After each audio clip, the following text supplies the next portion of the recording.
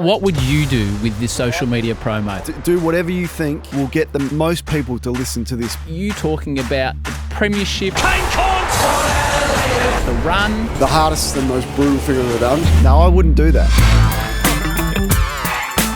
Kane, I've been wanting to ask you this question. Probably more mean-spirited and nasty to people than anyone in the history of our industry. I'm looking around thinking, what the hell is he doing? It's a bit harsh to us. I reckon you're a bit harsh there. I could send you a number of edits, but I think you do take a position. Go now. Can I tell you what I'm thinking? Yeah, I'd love to know what you're thinking. I'm thinking this is compelling radio. There's a couple of urban legends about you. One is running around the tennis court. The other is to join the fire brigade. So did your training and got through to being an actual fireman. It just wasn't for me. Sitting around in one place for 10-hour shifts and waiting for things to happen. And I remember, I just want to be in the media full time. I remember sending him an email and he wrote back, "You will not make it in the Victorian media." I would be lying to say that email hasn't driven me more than anything else to prove people wrong. Were you told by a Senior 7 executive after that you'd never work for the network? I think it was, well, it was. You don't leave band-aids on anything, do you? My style is to say it as I believe it, and then if you want to ring me up and debate it, bring it on. This is me trying to ask a hard question and putting all these prefaces around it. I struggle to ask it, Kane. You've got permission. Do you ever... I'm pumped about this, but I normally start the podcast a certain way, but this guest has completely come in and changed it by telling me how he thinks we should roll, which I like. I normally do the big intro, Premiership player, media star, family man, but Kane Corns, you've wandered in here, You've started as you broadcast, which I love, mate. It's a privilege to have you on the Howie Games. I will say this, as much as you won't want me to, as this podcast develops and it continues, there's only so many guests out there. So in the last year, I've started really looking at guests that I am a big fan of. And it's a funny thing in media because we're too cool to say I'm a fan of this person. I am a tremendous fan of everything you do. I don't know much about your family life, but the way you must have it balanced is extraordinary. So welcome to the Howie Games. Thank you, Howie. I don't want to tell you how to do your job. Well, you did. Clearly know what you're doing. But I did say, ask me anything. And I think it's courtesy for you to say, look, I usually start by saying this. I said, don't worry about it. Just ask me anything. It's like I wrote a book when I finished playing. And I think that if you are going to write a book, it needs to be warts and all, which I did do. And so I'm really happy to be here. I'm a fan of the product and your work, and if we're going to do this, let's do it properly, and you can ask me anything and I'll absolutely give you the honest answers as they come. Well, I appreciate that. So now what I'm going to do is take people behind the scenes. This is the statement I've made for 224 episodes before we get recording. No one's ever heard it before, but I'm actually going to put it to air for the first time because you've circumvented it. Kane, as I said, mate, I'm a massive fan of your work. This is what happens before the show goes to air. I really appreciate you coming on. I want you to know, Kane, that this show is all about positivity and motivation. So if I ask anything, this is what I say to every guest. This has never been heard before. MJ's heard this 1,000 times. If I ask you any question that makes you feel uncomfortable in any way, or you give me an answer that at the time, in an hour's time, tomorrow, in 3 days, makes you feel a bit uncomfortable or have that feeling in your stomach, tell me, because this podcast is not about putting you on the front page of the paper. This podcast is about a nice reflection for you on your journey and to motivate the audience out there. So that is the way I start with every single person, and you've pretty much which I appreciate, and absolutely I get that. There won't be a question that you ask me that will give me that feeling in my stomach. Right. So you can ask anything. Well, there's questions that I wouldn't ask because I get that feeling in my stomach. Do that. Now, before we get rolling as well, you very kindly offered to buy me a cup of tea. You brought a coffee, but I was thinking about this. I've seen you drink these before, and I think you're a man that needs this. So I got your protein shake ready to go, and I know that's the brand you drink because it's the low sugar one. It's the low carb one. Yeah, it is. So well done. So it's we don't have many sponsors on this show, and Musashi and the Shred and Burn aren't one. Okay, but so that's not a sponsor. I've seen you drink that at the footy, and I drink that as well. Good, because skinny men like you and me that need to bulk up need as much protein as we can get. I went to the physio after I did the run from Adelaide to Melbourne, and it completely wrecked me. So it was 12 days, 65 Ks a day, raised a lot of money for my room, which is a great charity, but I was ruined after it. And I went to my club physio, Tim O'Leary, and I said, mate, you got to sort out my back. And he said, well, take your shirt off. So he looked at me and he just like shook his head and said, you need to get in the gym. You are skin and bone. Yep. I'm worried that where that will lead you if you're going to continue to do this amount of Ks with the lack of muscle that's on your body. So I thought it was the first time you get to 40 and you start to lose a bit of muscle, and it was a bit of a wake-up call. So since then, I started to actually think about what I was eating and try and have a lot more protein in my diet and get in the gym and not run as much. So this is perfect. This is absolutely what I need. How is, because I've fought this constant battle. I've tried to put on weight for the last year and a half, and for the first time I've achieved it, Cornsey. Yep. I try to go to as much as you'll laugh, I try to go to the gym consistently. I try and avoid running as much as I can because I got to off the back of an IPL where I was a bit like you. I was like, I don't weigh enough. It's holding me back. I don't feel good in myself. So what's your main protein source? I'm a cottage cheese man at the moment. Cottage cheese? Cottage cheese, you put some peanut butter in there and a few almonds, a high protein, Right. and it's not bad. No, I'll try that. Now, mine's more like your protein shake. So I'll just get a whole heap of protein, chuck it in, put a banana, blueberries, and try and have a couple of those a day. Because I'm not a big meat eater, which was an issue. And my body just started to break down. So I had stress fractures in my feet.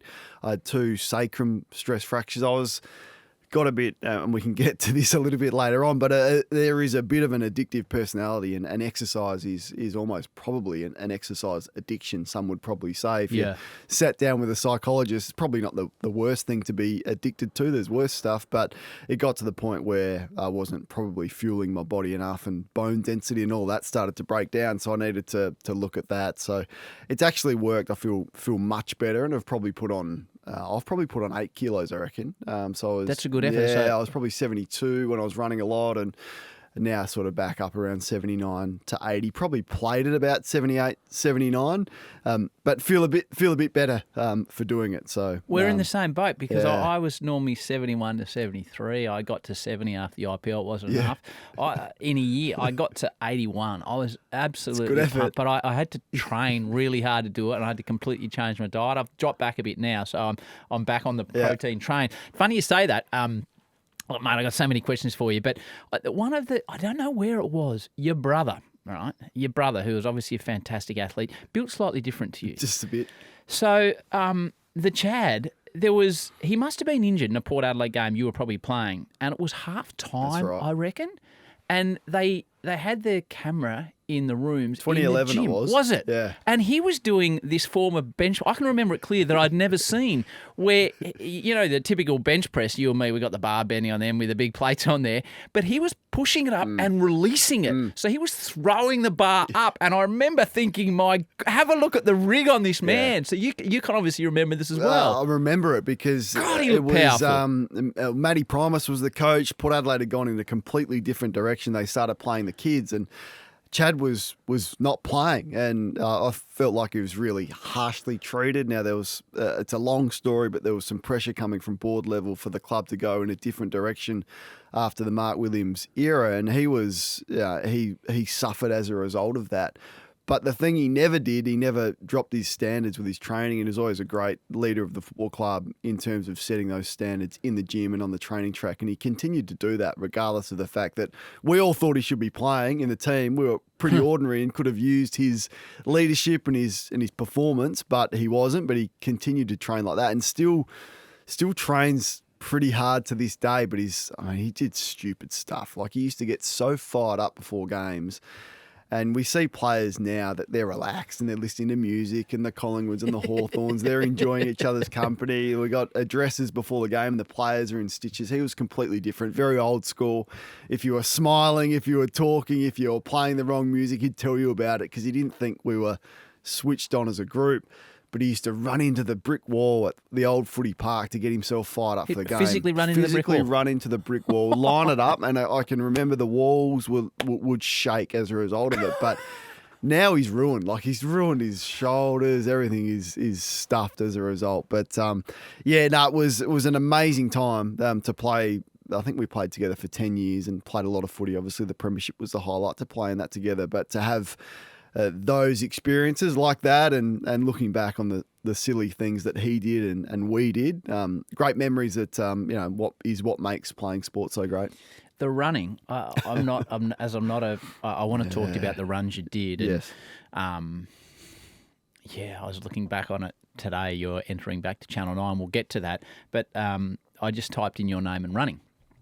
Yesterday I was having a look, and it must be a running app called Strava. Yes. Is it? It comes up and shows your runs. So I was having a look at it. I actually took a couple of photos, Cornsey, so I wouldn't forget it. So it said the current month, the distance run was 78.8 kilometres.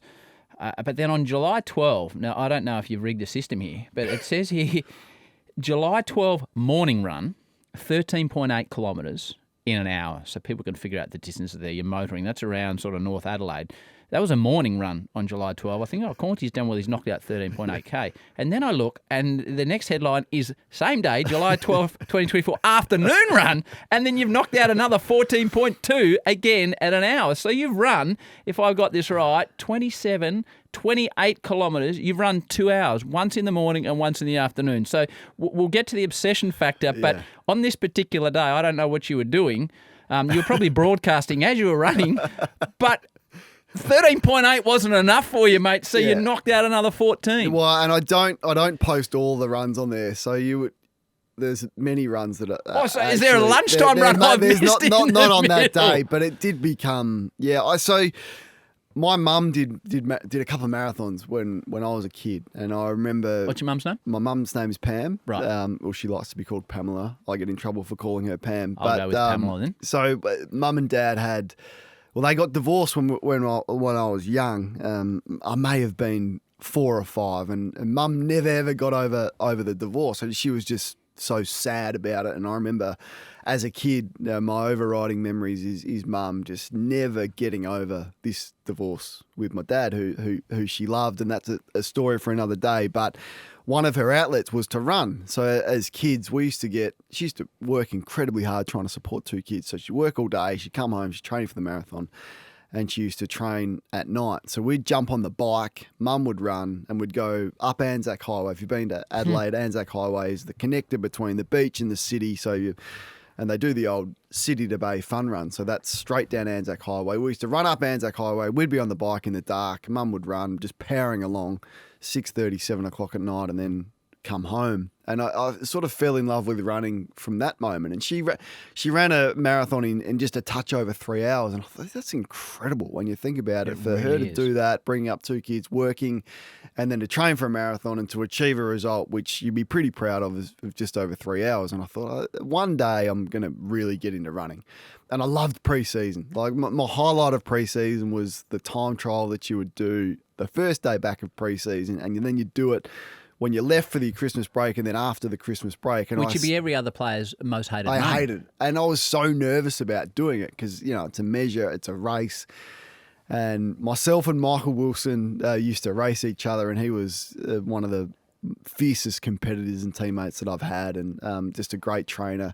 So as a youngster, I came in and saw him and thought, that's what I want to be. I want to be as good a trainer as Michael Wilson. So I loved that running, and I loved pre-season. Absolutely the best time of the year as a footballer for me, because you didn't have the pressure of performance. You train, it was summer, you got fit, you got tanned, you got strong.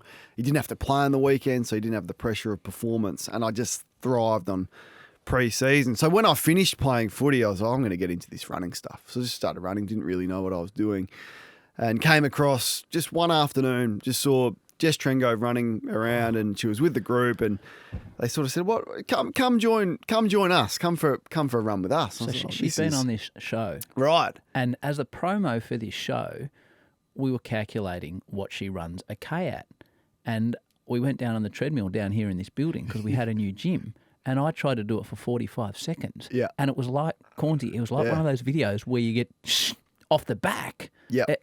So she'd be 3:20s for a K, and then do that 42 times and run a marathon at that. So anybody that runs is doing that in their head now. Like, that's extraordinary. Yeah. It's so go and run extraordinary. 1K at 3:20 and see how cooked you are, but then maintain that for It's about 2 hours and 20 minutes and do that for 42 It's about Ks. 18 on the treadmill or something like that. It's Yeah, crazy. so then her group and Adam Didick is her coach said, I couldn't believe it. I was like, what, they want me to, they're happy for me to go run. So I did that and then it turned from just going for a leisurely jog to actually training almost like what an Olympian was training, like not to the speeds of that, but sort of the discipline that it took. And then I said to them, when's your day off? And they said, well, we don't have days off.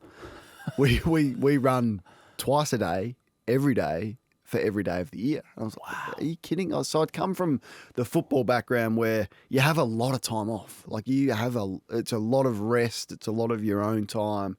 It's all about we can't overload the players with too much meetings. And heard Ross Lyons speak about this during the year. He said, look, we're here for 16 hours a week. I was like, hang on, 16 hours, it's not a lot for a highly paid professional athlete to be there. And these runners are not getting paid anywhere near that, but they're doing it for the love and to be great. And I just I fell in love with that aspect of the discipline, of the repetition of their training. And then I signed up for a couple of marathons. I've done 6, and so just fell in love with it. I would say I'm probably more passionate about running than I am footy. What's your best marathon time? So I've done Melbourne 3 times, and I did Melbourne in 2021 in 2:34, which was my best. I always wanted to get under 2 hours 30, and I think I'm capable of doing that, but for whatever reason, body's broken down or just haven't been able to get it all together to do that. I don't know whether I'll do another marathon or not. I'm sure I will at some point, but 2 hours 30 would be the goal. But it's just been a good passion for me to have. A couple of questions on that before I ask you about the mental side of it and what you love about it. COVID?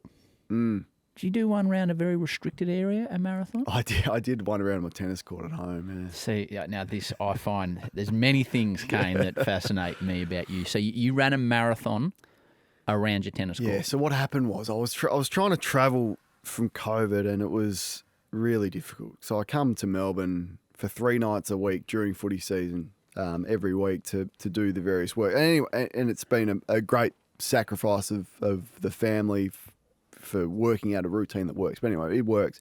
But then when COVID happened, you really couldn't fly. South Australia were really strict on the borders, as Victoria. So I had a work exemption to drive to Melbourne for work. I'd sort of stay for 2 weeks. I'd drive back, and I had an exemption. But one morning I was at home, and the police knocked on my door, and they're very serious. A couple of police officers, Kane Corns, it's like, can we please see your work exemption for your allowance to travel between borders? And I said, no, here it is. And they revoked it, and they said, we're taking this off. You don't qualify as a essential worker, I think was the term at the time. Crazy and they took it off me, and they said, not only that, you now, because you've been to Victoria, you now need to isolate for, it was 2 weeks, I reckon. I was trying to think about this the other day. It was two weeks. Oh, so you can't run outside? You can't do anything. You can't leave your house for 2 weeks. So I was like, okay, well, and I was really flat because I take my work seriously. You think, oh, gee, this is not ideal. How are we going to do it? We're going to be on Zoom and all that. Anyway, work was incredibly supportive, both employers, but I was like, what am I going to do for 2 weeks? I can't leave the house. So I don't know, I'll try and raise some money for charity and run a marathon around the tennis court. And I did it in my Port Guernsey. And how many laps of the tennis court is it? Oh, my goodness. I don't know. It would be, I've got it on Strava. We can find it. Well, it just goes round and round and round and round. Did it affect like your hips or what was it? Because you're turning the whole time. Shock. Hips was just horrific. It took me, I don't know, a usual marathon would take me, as I said, 2.5 hours. I think it took me 5. Wow. Just the constant turning. The first hour and a bit's fine, but then... Did you go the same way, or did you... I reckon I'd changed it up after, because just to screw the other side of your body was ruined. But we raised some cash, and it was we all can reflect on the time. Oh, here it is. Here's your Strava. So for those that follow Strava, 4 hours it took. 4 hours. So you're still doing 5:41 Ks, but. For those that have Strava, that shows the orange line, it's just like your entire tennis court is painted out in an orange blob. You're a freak, man. Yeah. So have you run today? I haven't run today. I will. Okay. Yeah. So if you were in a situation today where something happened that you couldn't run or you couldn't exercise for the entire day. What's that doing to your mental state of mind? Not great. So it's happened, but not that I can't exercise, but that I can't run.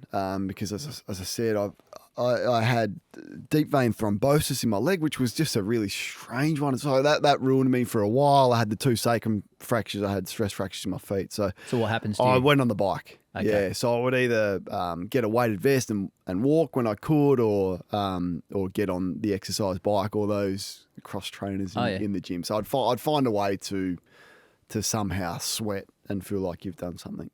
And when you are at the moment in the marathon, or we'll get to the run itself, this is in general when you are past your point, when you're physically and mentally cooked.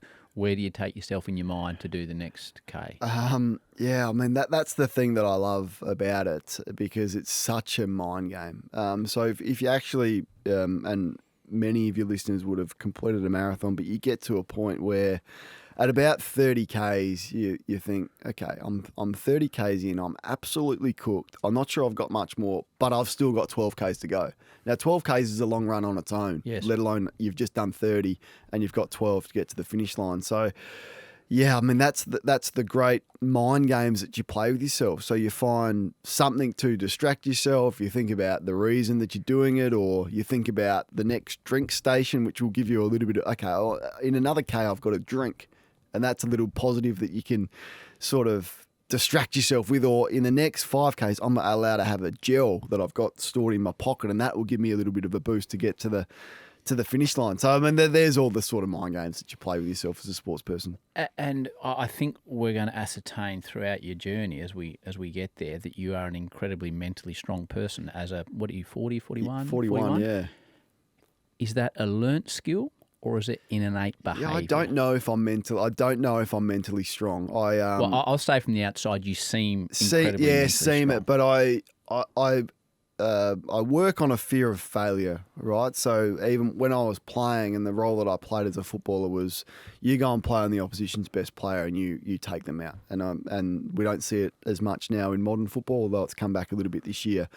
That was largely the role I played for 250 of the 300 games. But every time I would think to myself pre-game, this guy's going to kick 4 on me. This guy's going to have 30 on me. And I would almost project what is the worst case scenario. So I don't know whether it's a protection method that if that happened, at least I was sort of prepared for the disappointment of it. So it was always performance around failure. Like, do you still live your life like that now? I guess so. Yeah. Is it exhausting? I just don't know any other way, maybe. Yeah. Right. And there's probably some psychologists that, if they listen to this at the end of it, they think this guy's a bit messed up. I think we're all, we've all got our challenges, but that mental aspect of performance and as a sports person was that, and probably in my role now, it's a bit of that as well.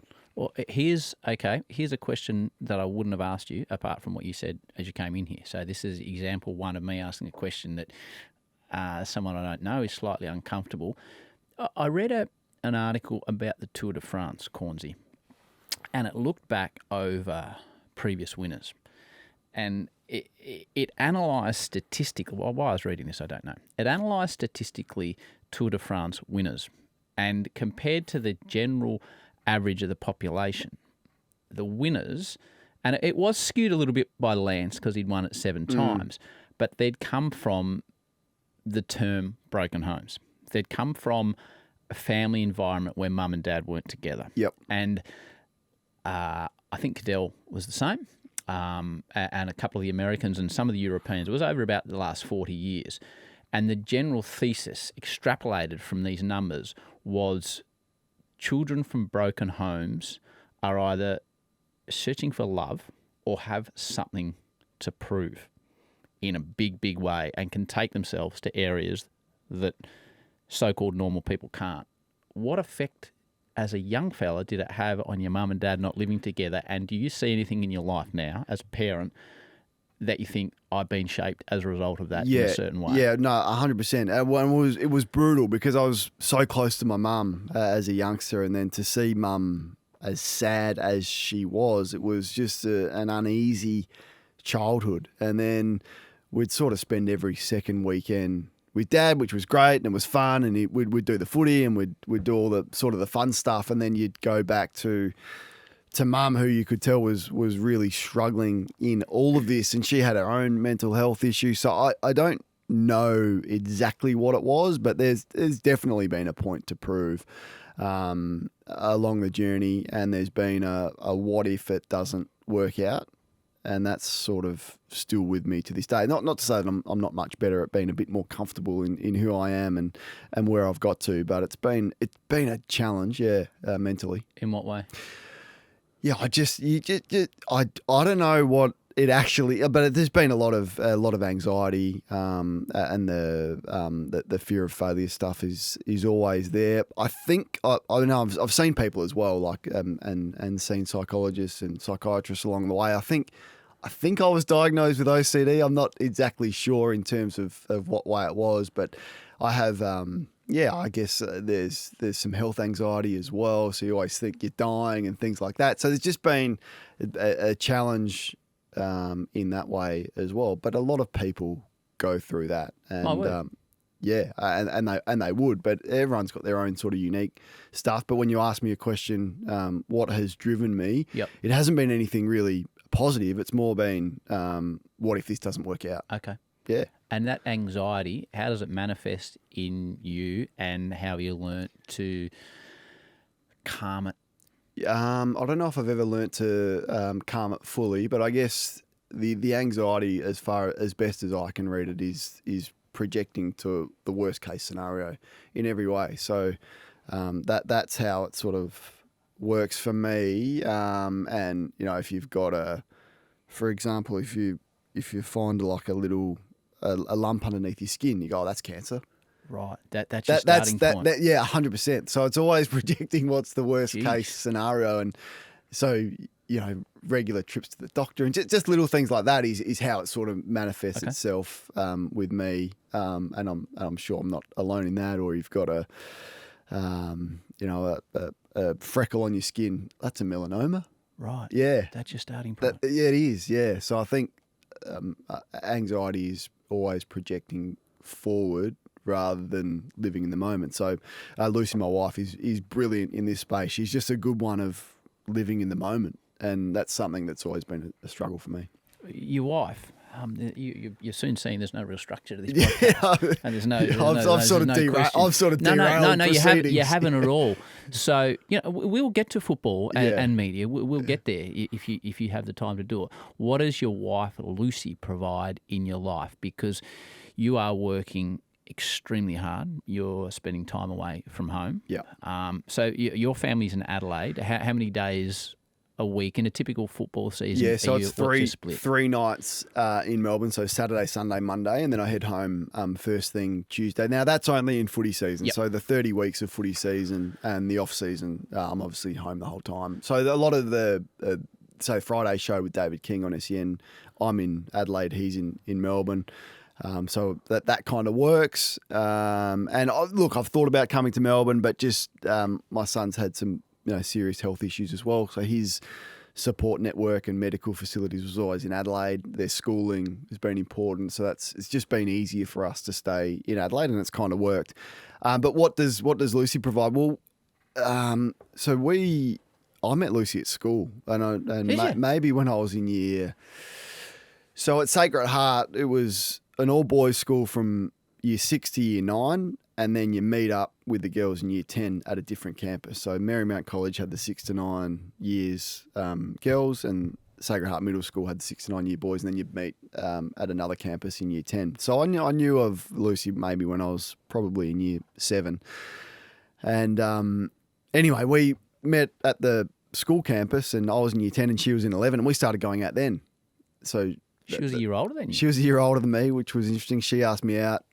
She asked you out? Which was the best, which was amazing. Like, I was the king at school. Well, let's be honest. Let's not go back on stereotypes, but if there's a year 11 girl asking a year 10 boy out, I know we're a very, we've got to say the right thing these days, but that is kudos to any young man in year 10. It was a good day. Where was the first date? It was at Mama Camella's, which is a restaurant at the end of Jetty Road at Glenelg, right. Which is sort of a bit of a touristy beach spot in Glenelg. It's still there. Les is the owner.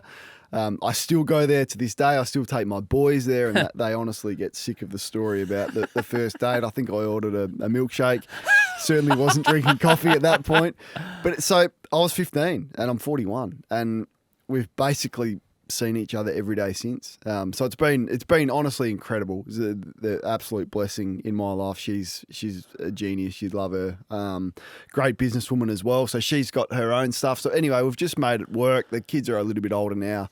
Well, a lot older. Eddie's in year 12 and Raf's in year 10 and Sonny's in year 9, so they can sort of handle themselves at the moment, and they've been incredibly supportive. They come and travel, and they love coming to Melbourne with me for work, and Eddie's really keen on getting involved in the industry as well. So it's been brilliant. We've just made it work, and I've been incredibly lucky to be so supported. We're finally going to start at the start now. Yeah. But I like to have a general conversation before we sort of go into timelines. I was reading about your dad, who is a legend of South Australian football, Hall of Famer, as a player, as a coach. I didn't realise he'd served in Vietnam. Yes. Have you ever discussed that with him? I've tried to, and he's pretty open. He's pretty open about it, and this will be his story to tell.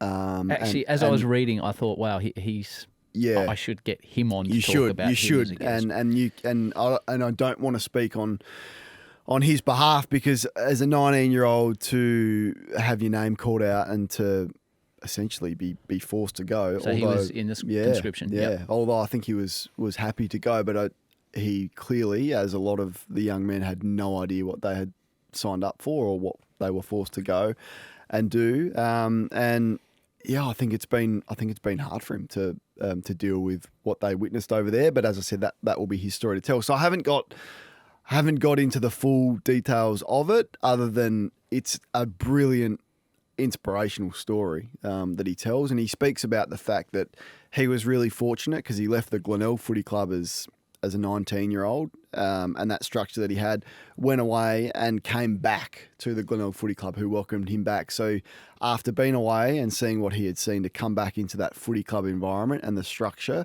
was almost a lifesaver for him, whereas a lot of the other veterans weren't received that well when they came home, and they didn't have the structure to go back to a football club, and they were left to their own devices, and it's been a real challenge for them to get their life on track after what they saw. But I'm so proud of him and what he's done and the life that he's been able to create for himself and us as kids, and for his other family. I've got 3 half his sisters as well. It really is an inspirational story, really. The point you make there, I've got a theory that I don't espouse too regularly, especially in the public area, that a lot of the, and this is probably a simplistic theory, a lot of the ills we have in society today and a lot of the issues people are facing, if they were involved in a sporting club, a lot of that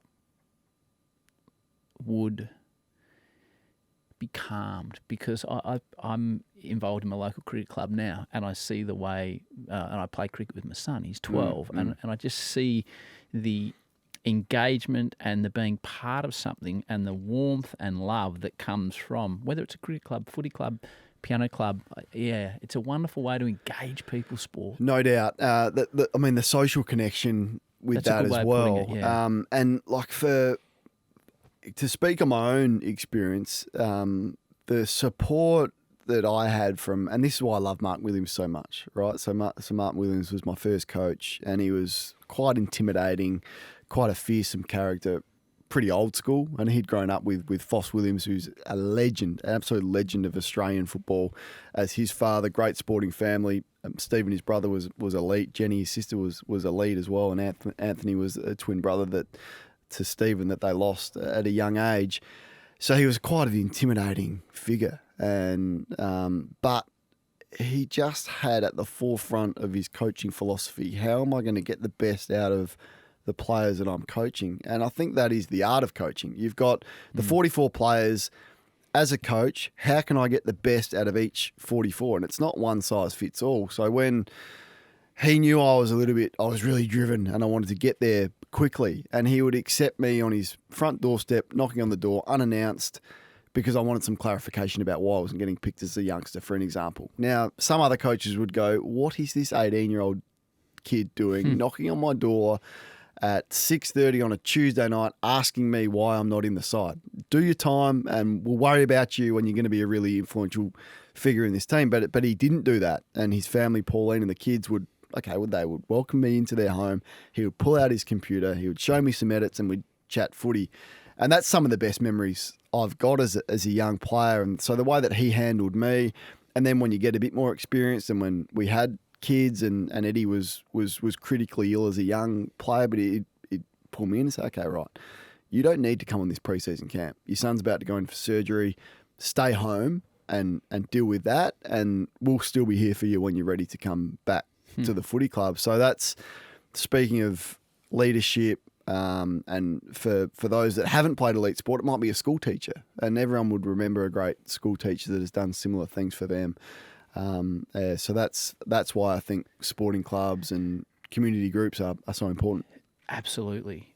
So, as a young kid, what's your first memories of footy? Was your dad coaching? Were you in the rooms and watching your dad speak to players? Yeah, it was just such a great childhood in that aspect, because Dad was coaching at Glenelg. As I said, Mum and Dad split up, but we lived in Yule Street at Glenelg, which is, I'm going to say 200 metres from the Glenelg Footy Club, which is the ground that I loved. It was different. It wasn't the AFL. The Crows weren't in, so my love was the SANFL. I didn't have a VFL AFL team. I just loved Glenelg Footy Club, and Dad was coaching. And from the youngest of age, he would take Chad and I into the change rooms, and we were able to see how he would address the players at half time. And there was swearing, there was carrying on, and it didn't matter that I was 6 years of age. I just loved it. I can't get enough of it. And were these blokes your heroes? Heroes. Chris McDermott, who just got inducted into the Australian Football Hall of Fame. So Chris McDermott and these types of players are the players that I'm hanging around with, and they were great. I remember vividly the smell of the change room. So the liniment, but mixed in with the body. You just that smell that you can't escape from you know it instantly when you walk into a footy club. I remember the taste of the lemon cordial that the property stewards would make for the players. There was two tubs of chewing gum. One was PK and one was juicy fruit. I remember just helping myself to that. That's heaven. Yeah, it's absolute heaven. There was a big spa bath at the Glenelg Footy Club, and the old Glenelg players would be able to split this massive spa bath. And I remember going in after a game and seeing the players after a win just sitting in the hot spa bath. How good would this be? To be a player, you've just won, and you get to sit back with your teammates in the spa bath. So these are all the memories that I had as a kid that, absolutely cherish. And Chad and I would be in the cheer squad. We'd be doing all of that. But you also get to experience the heartbreak of sport as well. I remember, the 1990 grand final, Glenelg played Port Adelaide, and you lost, and you're just in tears after the game. So that first lesson of, the heartbreak of sport that you can't lose, and it's what we all love about sport, was a good upbringing to have, good lessons to be learnt. Who'd you play for first? Yeah, so it was Glenelg. So I played I went to Glenelg Primary School, which is actually connected to the Glenelg Footy Club. Yep. They share the oval. So at lunchtime we would go out. So played Glenelg Primary School, and then came through the development squads at the Glenelg Footy Club, and then went to Sacred Heart in year 6, which is a really strong footy school. Matthew Pavlich and some great players have come out of the Sacred Heart system. So then, were you a standout? Yeah, I was, without. Yep. But with at the risk of not sounding humble, I was a far better junior than probably what I was as an AFL footballer, because I was big. I grew early, I developed early, so I was taller than most kids, which was of benefit. Did you play with that fear of failure as a 8-9-year-old? All that, just and a point to prove. And being the son of? Yeah, so you get that as well. You get the pushback from that. You've only got there because of this, and that was always there. But I felt like I was a good junior. So under 12 state team, 16, 18. And then through to being drafted. So I was always around about until it got to the point where I had to go to the draft camp. So you've been this standout junior, you've grown early. You weren't playing as a tagger, No, I was playing as a forward, kicking heaps flashy? not flashy, but high marking sort of forward. Celebrating goals. Sure. Like, I'm watching the no, Wizard and Ginnivan now, and I love a it. little bit. But I was playing, playing first 18 for Sacred Heart in year 10. I remember kicking like 13 goals in a game. That was a 13? completely different role to what I was playing. But then it got to the point where, okay, you're going to take this stuff seriously. That's what you wanted to do? 100%. I didn't ever think what else I could be other than a footballer. It didn't really cross my mind. At one point, I thought if this doesn't work, I'm going to be a police officer, and I'm going to go into the Star Force, which is the elite police unit. SOG, I think, is what they call it in Victoria. So even at that stage, just okay was never enough for you. Like when you're thinking about the coppers, you're thinking about the elite level of coppers. and did work experience with the Star Force. At what age? In year 11, so would have been 16. So did that, but it was never an option not to be an AFL footballer. But I got to the draft camp, so then you're leading up all the best kids, and a really highly stressful time. It was year 2000. Olympics was on at the time in Sydney, and I've gone over to the draft camp, and Dad said, look, you want to be prepared for this draft camp because they're going to test your speed, your endurance, they're going to interview you, so you want to make sure you are ready to go. So we hired a personal trainer. His name was Leon Holm to get prepared for the draft camp, probably a little bit ahead of your time, really. Kids would do that, would do it a lot now, but back then, not so much. But it got to the 20-metre sprint at the draft camp, and a good time, I should say, would be under 3 seconds for 20-metre sprint. And I've run as hard as I can. I was like, that felt all right. And I looked up at the screen, it was 3:26. I was like, And you get another shot. Gone again, 3:22. And at that moment, I thought the AFL dream was over because there was a bit of talk about. Open that, man. Open your. No, I don't need to open that protein shake. I like it. It was just it was just a bit fidgety, but and Phil Walsh, who we can get to, and I want to speak about Phil Walsh with you, was sitting on the end zone of the 20-metre sprint, and I knew Walshy because Chad was at Port Adelaide, and I had formed a bit of a connection with him, and I just saw him put his head in his hands like this. Now, at this stage, Kane has got the stressed, oh no look on his face. Can you imagine? And I thought, in that moment, I thought it's over because there was a bit of talk at that time about athletes sort of taking over the AFL and how important Trent it was. Crode style. All of that. Yes. Speed, power, vertical leap, which I was obviously poor at as well because I didn't have a lot of fast twitch fibres. And we went away from pure footballers to athletes. Yeah, okay. So we did that, and then I thought I'm in trouble. The AFL dream is over. Anyway, you get your ranking of where you sit with all the measures at the end of it and all the tests, and I was second last for speed at the draft camp, and there may have been 80 odd kids. And in that moment, I thought it was all over. But anyway, it got to the draft, and prior to the draft, I had rung Mark Williams, who didn't know me. He coached my brother, but didn't know me. He's coach of Port Adelaide. He's coach of Port Adelaide. In fact, I did sort of know because I'd done a week training through the RAS Academy in the lead up to the draft at Port Adelaide. So you got on the phone? Got on the phone. Can you imagine? So it'd be At like age? 17. Jeez. Yeah. So the boldness to do that and the desperation to do that, I said, Mark, you have to draft me. You have to. You won't regret it. You have to draft me. Chad's at the club. Love the club. I want to stay in Adelaide. I want to come to Port Adelaide. You have to draft me. And they had picks 12, 20, 40 and 50 odd. He said, look, Kane, I'm not drafting you with pick 12. So just so you know, I'm not. And he was really honest, and he was blunt. I said, okay. And then he said, we've got pick 20. Well, there'll be a discussion if you're still there.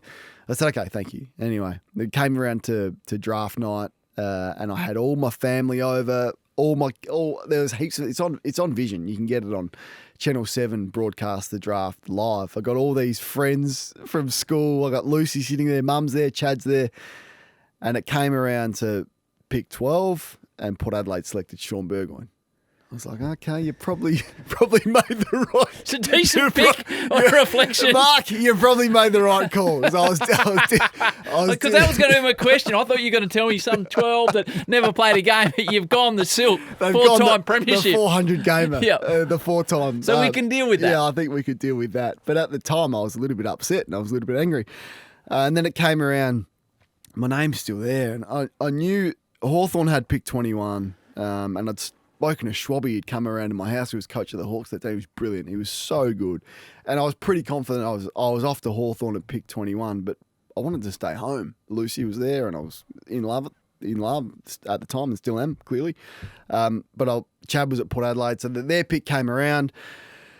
And then they're arguing. I could see them on the TV. Alan Stewart was the recruiter, and Mark Williams are arguing on draft night. You're watching? I'm watching at home. There's Channel 7 cameras I'm waiting. I'm already flat that I haven't gone in the first round. I'm flat they didn't pick me with pick 12. And Mark Williams and Alan Stewart are visibly arguing. And then they go, Port Adelaide has requested extra time. And do you think it's about a discussion no, about you? not really. But I'm just hoping that they call my name out. But they're arguing, and Choco, he can't hide his emotions. We know. We saw him on grand final day. Yeah, he's off to the corner, and his body language is turned, and you can tell he's angry, and he's not engaging with the rest of the recruiting panel, and he's upset. I don't know now if I want them to be picking you He's or not upset. picking you at So this stage. anyway, after and I'm not joking, they asked for extra time again, and then eventually after 10 minutes, they've gone with number whatever blah blah blah from Glenelg, Kane Corns, and my house has erupted. Like everyone's like Lucy's hugging me. She's realised she doesn't have to move into state, and everyone's going bananas, and Chad's there trying to keep a straight face. Anyway, so an hour or so later, Mark Williams rings me and, Kane, congratulations, we've clearly selected you. You weren't the player I wanted. So he was arguing against you. Arguing against me. He But said, he had the courage to tell you that at the moment. in the moment, and he said, I wanted Alan Murray, who they then were able to get with their next pick. So they got Alan Murray next, and then they got Dom Cassisi at pick 55, who was Premiership player, went on to captain the club. I didn't want you. So he said, so it was worked out because I wanted Alan Murray. We still got him, and I've got you, but I'm going to be brutally honest with you. I don't know where I'm going to play you. I don't know if you're a halfback. I don't know if you're a midfielder. I don't know if you're a forward. I'm worried about your speed. I'm worried about your kick. So really, the ball's in your court. It's over to you. So that was like you've gone from overjoyed to live your dream to be on an AFL list to, okay, this is now the hard work starts. I've got a coach who didn't want to pick me. He's got serious questions about my game and how am I going to make something of this? So the next day, Schoolies was on at the time. No way I was going to Schoolies, so didn't go to Schoolies. Turned up at training the next day. And Day one was there. The very next day, got a head start on some of the others who waited a couple of weeks to join their club, and I think that was a sign that this guy's serious and he's gonna train hard, and that was the start of it. And the next day, I remember I was on the front page of the Advertiser because we were doing some 150 sprints, and I'd raced Chad at the time, and there was a picture of myself and Chad who were racing each other, and we were away, but I knew in the back of my mind it was going to take some work to try and convince this coach. So how far into it did you play your first game? Well, he made me earn it, so I played at Glenelg for the first 10 weeks of that first season, and we started to become a good side at Port Adelaide in 2001 and won a lot of home and away games, and it was different where you had to sort of earn your spot. Now I think a lot of young players just come in and play straight away. Not the case then. But that was the point about after 5 or 6 weeks, I'm dominating the sample and he's not picking me. I used to ring the team manager on Thursday. It was completely different now. Now you would find out, the coach would tell you at training whether you've made it, but it wasn't the case back then. It was Thursday afternoon. His name was Bobby Clayton. He was a team manager. He was amazing to me. Instead of him ringing me, I would ring him and say, Bobby, am I in this week? Nah, Kane, you're not in this week. And I'd lose it. I couldn't. In what way? Like, what more do you want me to do? And I'd take it out on Bobby, and poor old Bobby Clayton. Bobby. Rest his soul. He's hating seeing your number come up on his hating phone it every week. Thursday, and got to round 10 of 2001, and I've rung Bobby, and he goes, I've got some good news for you. You're in. And I was like, oh my goodness, how good is this? So we played Hawthorn at the MCG in round 10. How'd you go? Went okay. Like, started on the bench. It was an interesting contrast because Chad was still trying to sort of find his feet, and he was going awfully. And he started the game, and he's gone for this mark on the wing, and the ball's gone through his hands and hit him in the head. And I was like, oh my goodness, what is going on with Chad? So Mark Williams dragged Chad, and I came on for my first run through the gates. Chad was coming off. So it was a contrast. It was a great day for the family for me to play my first game, but Chad was really struggling and was so flat on his performance. So I felt sorry for him, but I sort of had to try and be excited for the opportunity. Anyway, I only played 7 games in my first year, and but it was the start and it was a taste, and from there it began. We'll get to how it continued. I can remember Mark Orr telling me on this show he found out he was being selected around the dinner table at home with Rog, Bev, That's right, and Steve. And Steve said, "Oh mate, I'm just telling you, you're going to play your first Test match." And Junior, well, who's out? And Steve's like, "Well, I'm out. I know. I've been dropped." Which knowing Junior, he wouldn't have cared about. He would have just pushed on. He's a remarkable character. So I'll ask you about the Premiership, and you played 300 games. As a man that obviously didn't have the sprint capabilities of a lot of the athletes around you. Second slowest at the draft camp. You said there was concerns about your kick. Athletically, I think you were limited compared to some of the guys you were playing against. So how'd you play 300 games? So I found a way to. So I had all that going against me, which is 100% accurate. But I had a will to win, and I could run. Like I could seriously run, so I could find the footy. I was reasonably composed when I had the footy, and I could do the basics pretty well. In the 2002 season, Josh Carr was our inspirational midfielder, young player coming through as well, and he was the tagger at the club. But he got to the point where he was probably too good to be a tagger, and I just got the sense watching him as his teammate that he was ready to move on from that role and become a bona fide midfielder himself. So once again, I went to Mark Williams in the pre-season of 2002. I said, I reckon I'm seeing I'm not sure how I phrased it, but I think I'm seeing with Josh that he's probably ready to be a midfielder in his own right. Can I have first crack at taking his job as a tagger? Because you saw that as a way to get in. I was just trying to find any way in. I just was desperate to play. And I thought, I reckon I can do that. Like, I can seriously run. I hate getting beaten. And I can keep up with these guys. And I can do what Josh Carr's been doing. And it worked. So Kari went on and became an excellent midfielder in his own right and was winning the footy. And then I came in and took that role. And it was one that I grabbed. I remember playing one of the first times I did it. It was on Shane Crawford at Footy Park, and was able to get the job done. And then the confidence and the belief grew in me as a player that if we give Kane these jobs, he's not going to let us down. So I felt I was consistent and I was reliable in that role. Was it fun? It was. No, it was stressful. It wasn't fun at all because you're coming up against these champions of the game every week. So give me just so people can understand. Like you mentioned Crawford. Who else would you be? Wow, there was so Simon Black. It was a little bit later. Sam Mitchell. One of the first ones I ever did was Nigel Lappin, the champion from Brisbane. But then the next week it would be Scott Camporelli from the Blues. These big runners. Then it would be stressful. Yeah, it was really stressful. But I thrived on it, and I thrived on it for the first 4 or 5 years before it became a little bit taxing. But I want to mention Phil Walsh here. So when it got to the point where I knew that was my role and I knew that I was established in that role, I would walk into Walsh's office. I'd be the first one there after the official team review on a Monday. So we'd finish the team review, what went right, what went wrong as a team. I would go straight from that team meeting and I'd just line up outside Walsh's office and I'd wait for him. I'd be the first one there every afternoon.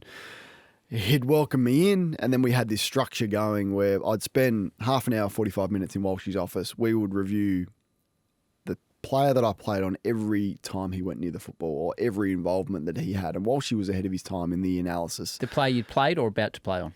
I'd played on. Okay. I'd played on. So we'd watch. Say if I played on Shane Crawford and he had 18 touches, we'd watch all 18 of them. And where I was when he won those, how effective they were, and then we'd watch his, and then we'd watch mine. So if I'd had 15, we'd do that. So it was great. I loved it. And then I would walk out of his office, and he would say, "You've got Travis Johnson from Melbourne this week." Okay, so I'd have all week to prepare for that, and it was just his ability to accept me and my want for feedback, and to come up with his own unique coaching way of dealing and handling with me, and also knowing that I needed to have the target for the next week in front of me on a Monday afternoon, was incredible coaching from him. And he's the smartest football person I've ever met. Still think about him most days. And then he went away, he won the Premiership, he went away and went to West Coast, and then he came back before he took the Adelaide job and was an assistant at Port Adelaide as well, and that was brilliant as well, because I was older, I had the family, and didn't need as much babying as what I did when I was a young player. So to have that year or so with Walshy as well before he took the Adelaide job was pretty special. Where were you when you found out about it? It's amazing. I had just retired, and we can get to that. I wouldn't mind addressing the fireman stuff as well, because that comes up a lot anytime anyone is critical of me. But I had retired, I don't know, in around 8 or 9 of 2015, and I'd signed up to do the fireman stuff, and I was partway through the training of when it happened. So I was reversing out of my driveway. I had 5AA on the radio, which is a local news and sports station who Dad had worked for years, on the radio at the time. And Tommy Wren, who's an absolute ripper, I reckon he was filling in. Must have been an out of ratings period, was filling in. It was, because I was filling in with Wayne Carey for Hot Breakfast. There you go. It was out of ratings. I remember it. So Tommy Wren was on, and he said, just got a news report that a 55-year-old man has been stabbed and murdered in Bungee Lane in Summerton Park. I'm thinking, Bungee Lane? Well, she lives in Bungee Lane. Now, Bungee Lane is in Summerton Park, and there would be, I'm going to say, 20 houses in Bungee Lane. It's like a one-way street. It's a connector street. Very quiet street. And there's only 20 houses, and I knew Walshy was 55. I was like, that has to be Walshy. So I just picked up the phone, and I rang his number. I was like, and after 3 rings, Meredith answered. This is his wife. This is his wife, Meredith. And she said, Kane, it's true. This is what happened. And she was really composed. She wasn't She wasn't visibly upset at that time, but clearly in shock or trying to process what had gone on. What do I say? I don't know what I said, but then I hung up the phone and I ran back inside and I woke up Lucy and I said, "This is what happened." And for whatever reason, I left and went to the fire brigade, which I shouldn't have done. I should have stayed at home on reflection. But you sort of deal with it in your own way, and then the fallout was the fallout. And Meredith is one of the more inspirational people that I've ever met. Can you imagine? No. Dealing with what she's dealing with, the support that she has still shown Sai, her son, to this day, and Quinn, her daughter. It's been incredibly difficult. In the absolute prime, while she was thriving as a senior coach, he never wanted to be a senior coach. He was so reluctant to be that because of everything else you got to deal with as an assistant, as a senior coach, with the putting yourself out there in the media and all of that. But he was just a natural in that, and he would have done incredible things for the Adelaide Football Club. He would have been a premiership coach at Adelaide. That's how good he was, and he was on his way to doing that. So for that to happen at that stage, he left me with one gift. So I was never big on travel. I know you're a big travel man, Howie, and some of your best memories, I'm sure, are from travelling the world and doing what you're doing. Every year at the end of the year, so while she would work as hard as anyone during the year, crazy hours, up all night, just ridiculous sort of stuff. But every year he said, I take my family away on an overseas trip every year, and you've got to start doing the same. Because I was never big on it. I was always like, the season would finish and I'd be like, right, how can I get better? I'd take 2 days off and then I'd be training again. And it's just was unrealistic for me and for the family to live like that. It was a selfish way to live. While she said, I've been here, here, and here. You've got to go here. You've got to go here. Every year, if you've got the means, you've got to travel and take the family overseas. So from 2016 onwards, so he passed away in 2015. From 2016 onwards, barring COVID, we have taken the kids away on a great overseas trip every year, and we will do that for as long as we can. And the memories you'll have. And the memories are unbelievable. And for their development, to travel with your kids at that age and what they've seen and what they've been exposed to and the memories we've had as a family is the legacy of Walshy. And I think about it so about February comes around, Lucy booked where are we going? Like, what are we going to do? And I always think of Walshy. So that's just one little gift along with many others that he's left me with. I got 10 trips for you right now. For you, I'm not a surfer though. That doesn't matter. But it's, mate, Yeah. I've just got back from a couple of weeks in far eastern Indonesia and exactly what you're talking about, an island called Sumba, where I won't bore you with the details, but myself and my young bloke are way out in the back of nowhere looking for a mystery wave that apparently didn't exist, Cornsey, as we got there. Was this the time you got your tyres slashed, or was that a different time? Yeah, when the tyres were slashed and, we were trying to stuff grass into tyres and running on rims, and locals are trying to, and we eventually hitchhike home. And I did say to him, just keep it a bit low-key with Mum because we've had a reasonably adventurous day. And we get back to where we're staying and he walks in, Mum, I've had the best day of my life. And not only did he tell her in detail, Cornsey, he started adding mayonnaise to the story. But my wife, she's a great traveller herself and she's experienced these things, so she was more than cool. But we will look back on that misadventure 100%. And talk about it. Yeah. I'll mention it at his 21st, the day he gets married, about the pickle we got into. The Premiership, give me one enduring memory. It's a storied football club that that has that we are here to win premierships, and the iconic image is obviously the coach with the tie around his neck. But what's your iconic image memory? Yeah, so the prelim final was often overlooked. That was the most tense game I've ever played in. So usually when the siren goes, ball is bounced, all the nerves go, and you're focused on what you're doing, and you really the result doesn't sort of play on your mind. But on that occasion, after we'd sort of been an excellent home and away side for 01, 02, 03 and 04, but we'd failed in finals, and there was a whole lot of external pressure that was on the group, that we were brittle, we were chokers and all of that. That prelim final against St Kilda, where we hardly touched the ball for the first 10 minutes. If it wasn't for Roger James in that game, who was about the only Port Adelaide player that was able to get his hands on the football at the time. But Fraser Garrett kicked his 100th. Saints fans ran out. Momentum then sort of shifted from their dominance to us. It was the Peter Hawke cut down the net and Australia loses to Iran moment. Well, yeah. Because the big G train brought up his hunch. The G train did that, and that changed momentum. But it was such a tight game. Half-time, Gavin Wanganeen, this legend, hadn't touched the ball. Gavin hadn't touched the ball. And Mark Williams, as I said, he knew how to get the best out of his players.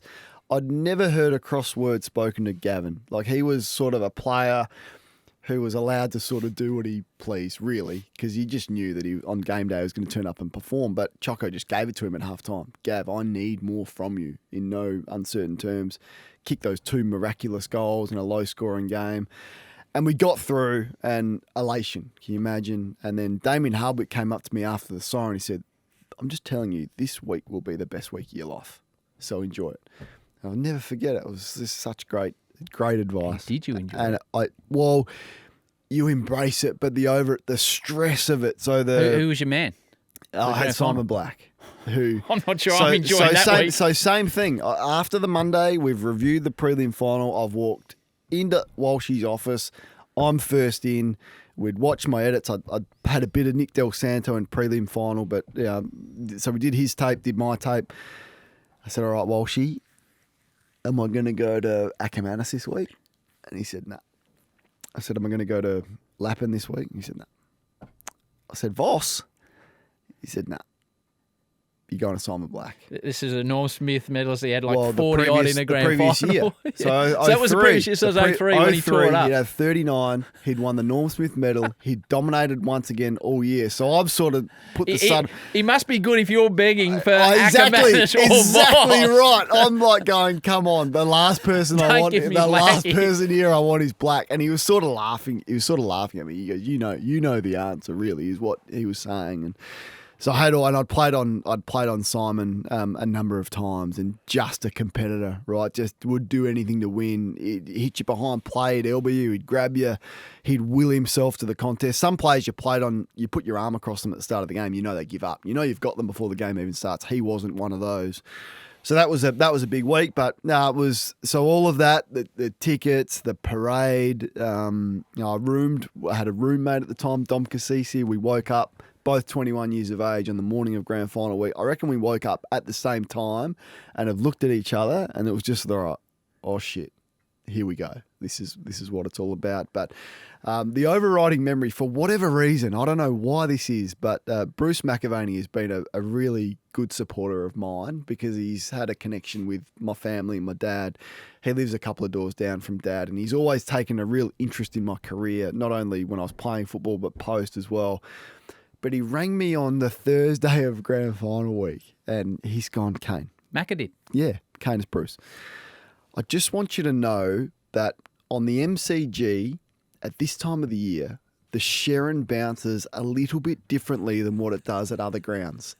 So you've just got to make sure you spend a little bit more time over the ball because the MCG is a bit more spongy than other grounds. So it is not going to bounce as high as what it would on other grounds.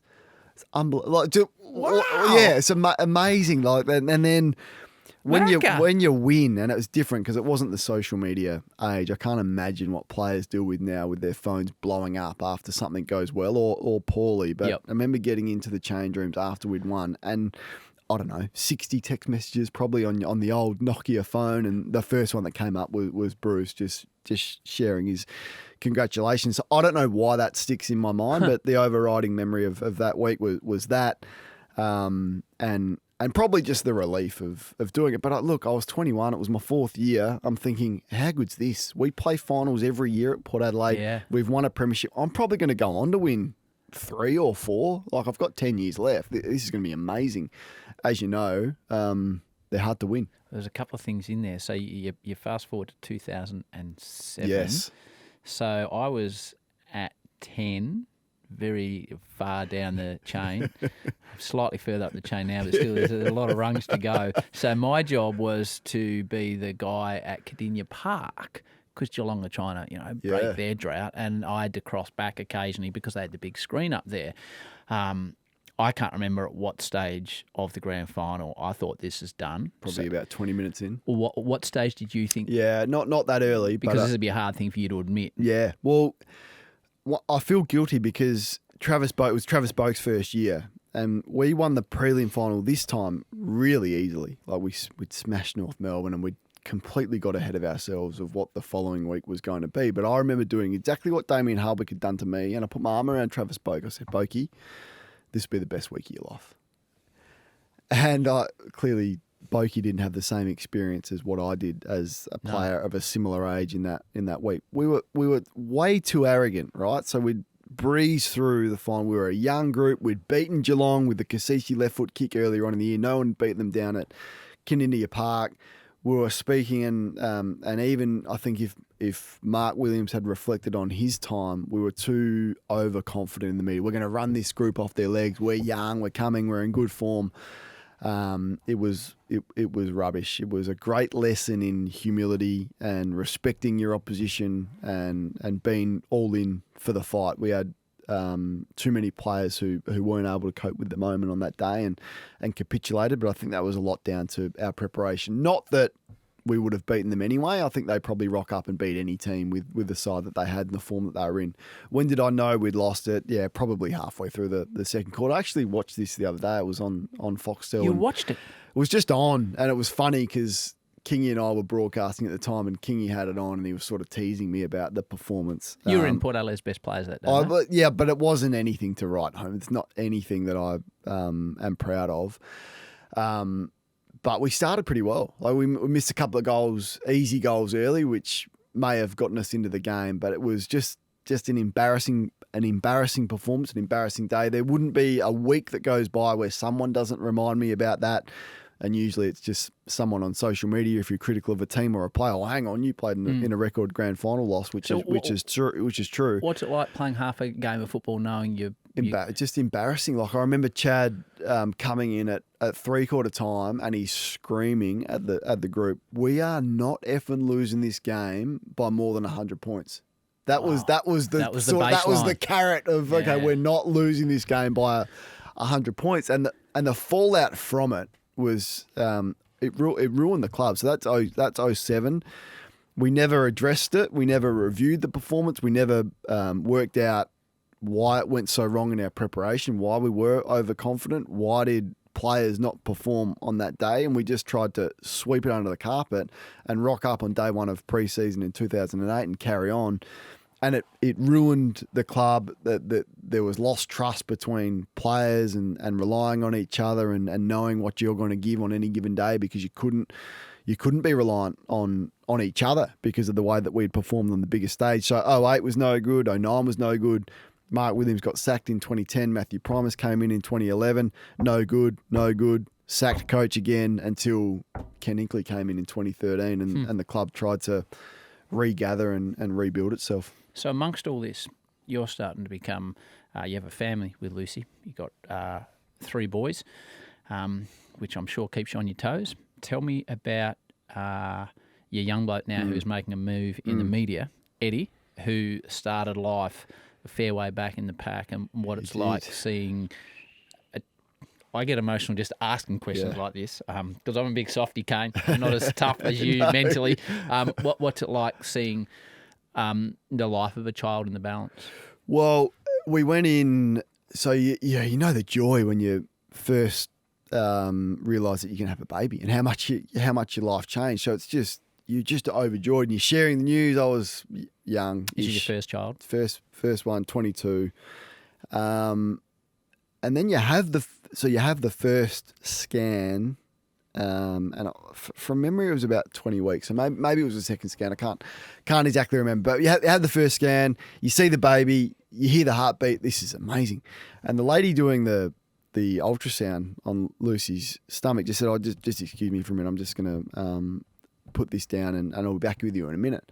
And we just thought, okay, you don't know any different, right? It's your first one. It's your first scan. Didn't sense for 1 minute anything was wrong. But she was gone for ages. And then when it got to sort of, she's out of the room for half an hour. Lucy's lying there with the gel still in her stomach. We're sort of trying to act cool. But I'm thinking, this can't be right, can it?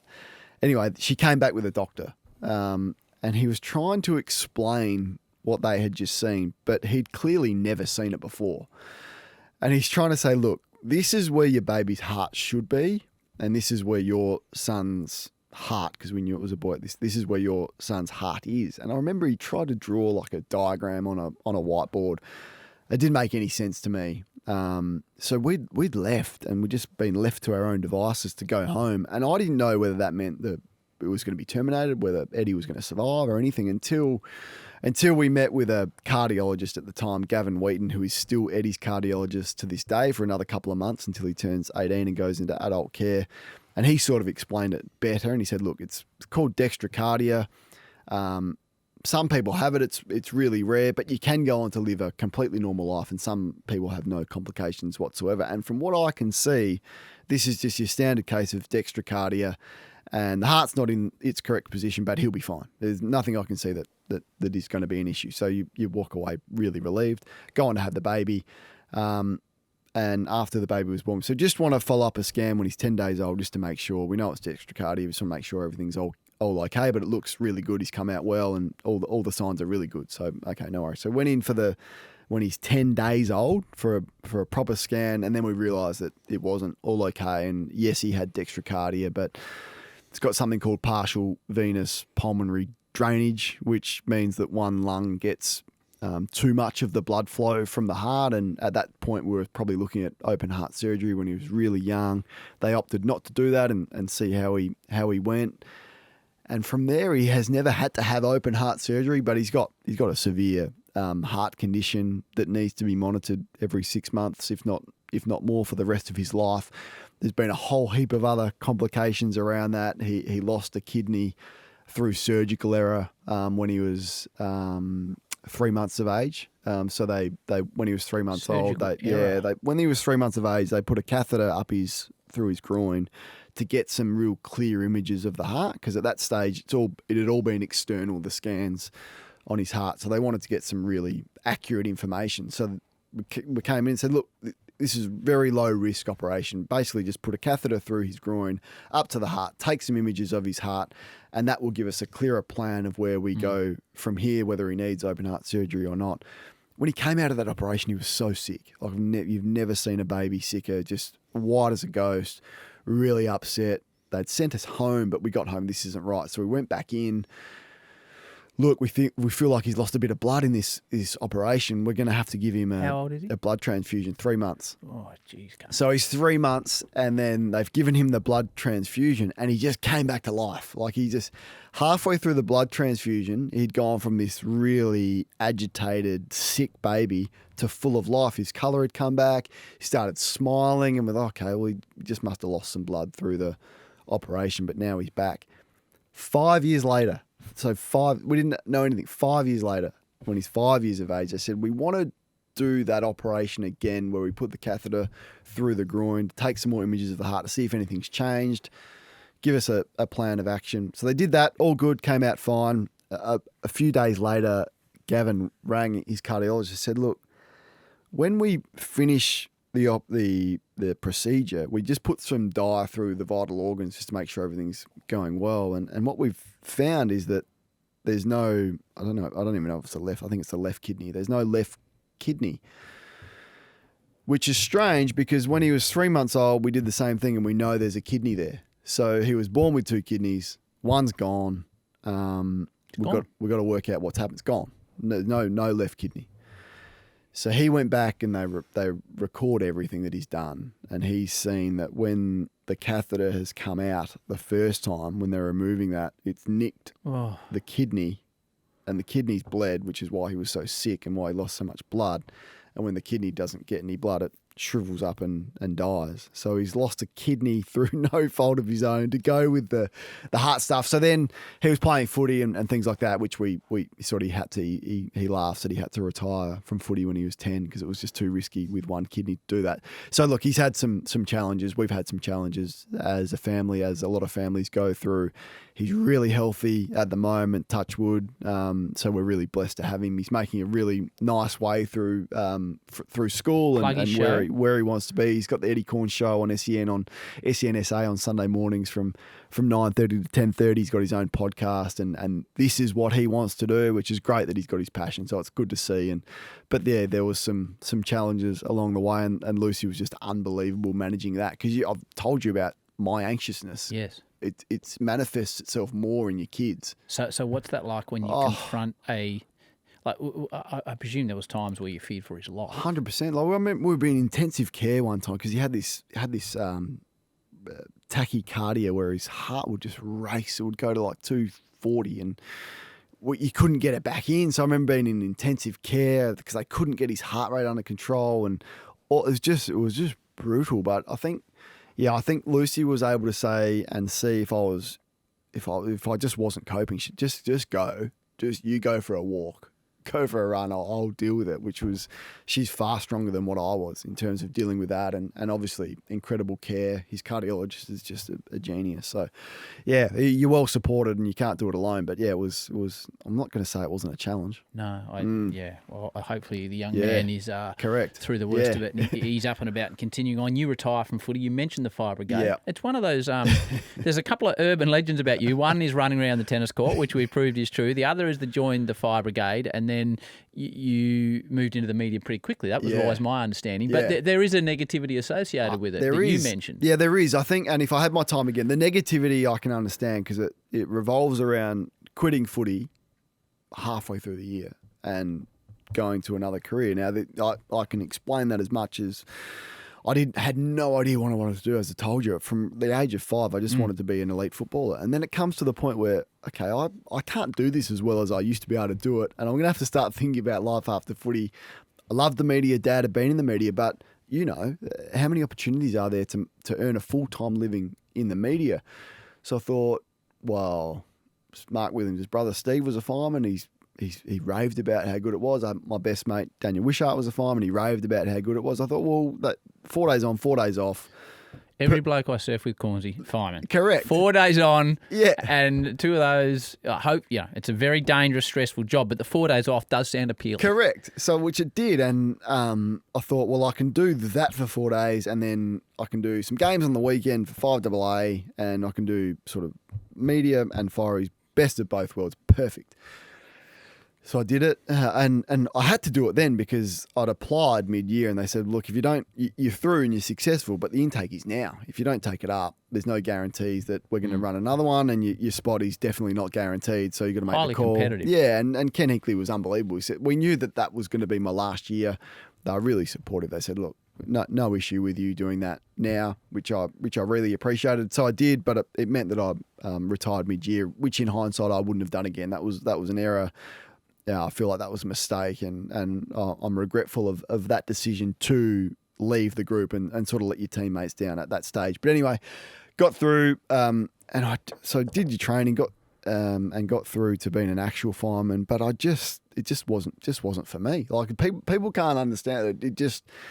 It just wasn't for me. Sitting around in one place for 10-hour shifts and waiting for things to happen, and there wasn't a lot of when there was action, but a lot of times there's not, because people aren't just lighting fires every day, and there's not a whole lot to do at times. So I found it coming from a high performance environment where you are driven to be the best you can into that, where there was a lot of downtime and a lot of talking, and you're sort of in one place for 10 hours during the day, 14 hours at night, just wasn't for me. And I was doing some media stuff on the side, and I remember being in the fireman dressing room, and I was like, I just want to be in the media full time. I was doing it. I absolutely loved it. I felt like I was good at it, but there wasn't yet a full time opportunity until I sort of was doing some stuff for Croc Media at the time, and I was hosting a show called Footy SA, and it would only go into South Australia, but it was about the Crows and Port and the Sandful.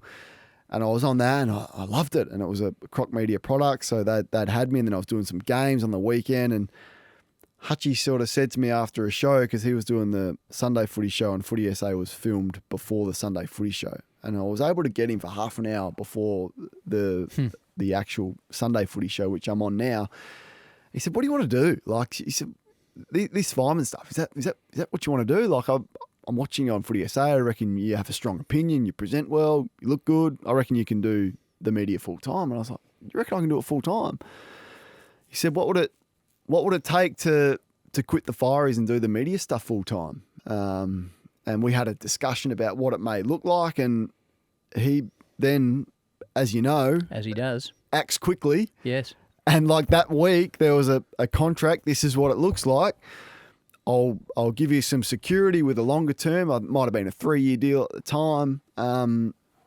Let's do it. If you want to do it, let's do it. You know what he's like. He's so persuasive. Yes. And said, this is what has happened with Damien Barrett, who did a similar thing and left a great job to join Croc Media, and this is where he has got to. I think you can do something similar. So it was the first time someone had really believed in me, painted a picture of what it can look like, and then been all in and presented me with something that was pretty enticing. So I did it, and that's really how it happened. So there's a lot of conspiracy theories and criticism around it, but signed up to the Fire Brigade, didn't like it, was presented with something that I wanted to do that was better, had a boss that had incredible faith and belief in me, and I made the call, and gee, I'm glad I did it. And I'm thankful for Hutchie for giving me the opportunity, because I wouldn't be here today if it wasn't for him. As of many people that have appeared on this show, he's started the careers of many people. It's interesting, though, that we live in such a negative world.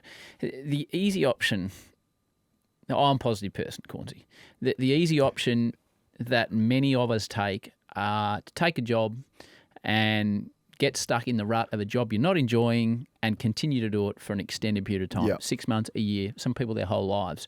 So I don't understand where there could be any negativity where a bloke has had a crack at something, decided it's not for me, and has had the courage to then say, right, well, this is what I want to do. I don't understand how there can be negativity attached to that story. I know, and I can cop it. Like, I know you can cop it. No problem with people being criticising the decision to quit, which I'm critical of myself for doing that. So I absolutely understand the criticism.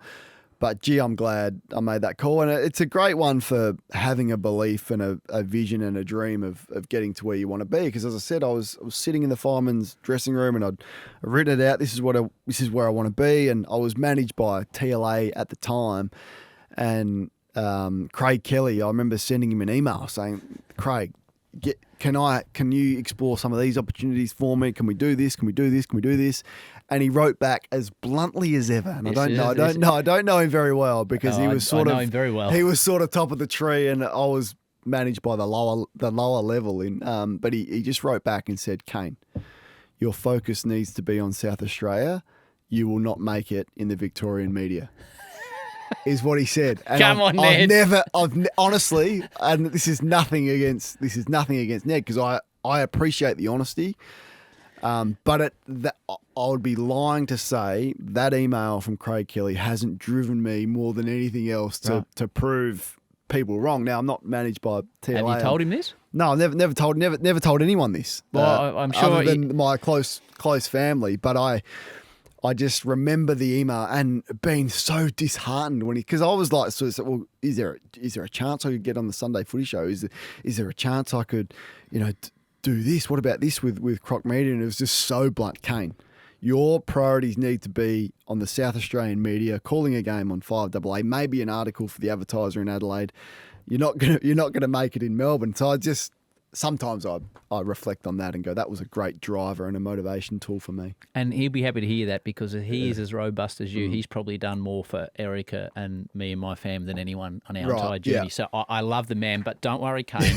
I have sat in his office and been on the end of similar some conversations. Very, very direct feedback over the years about things I have or I haven't done or decisions I have or haven't made alongside Erica. So the media, in a snapshot, so give me a rundown of... I always come back to the Justin Langer, Ricky Ponting theory on this show that for every Ricky Ponting, and they both... I know Justin enjoys this comparison. For every Ricky Ponting that was always going to be a superstar at what he did, there is 95 Justin Langers who have got there through hard work. And I'm trying to illustrate to people often on this podcast that hard work overcomes most things. And I'm trying to illustrate that to both my kids at the moment through the way Erica and I try and approach our lives. So you have got where you've got in your footy career through talent but hard work. I think you've got through your media career through talent but a lot of hard work. So you have done breakfast radio this morning alongside Nathan Buckley on SEN. So what time did the alarm go off this morning? Well, 10 to 5. Okay, 10 to 5. You're doing this podcast with me now.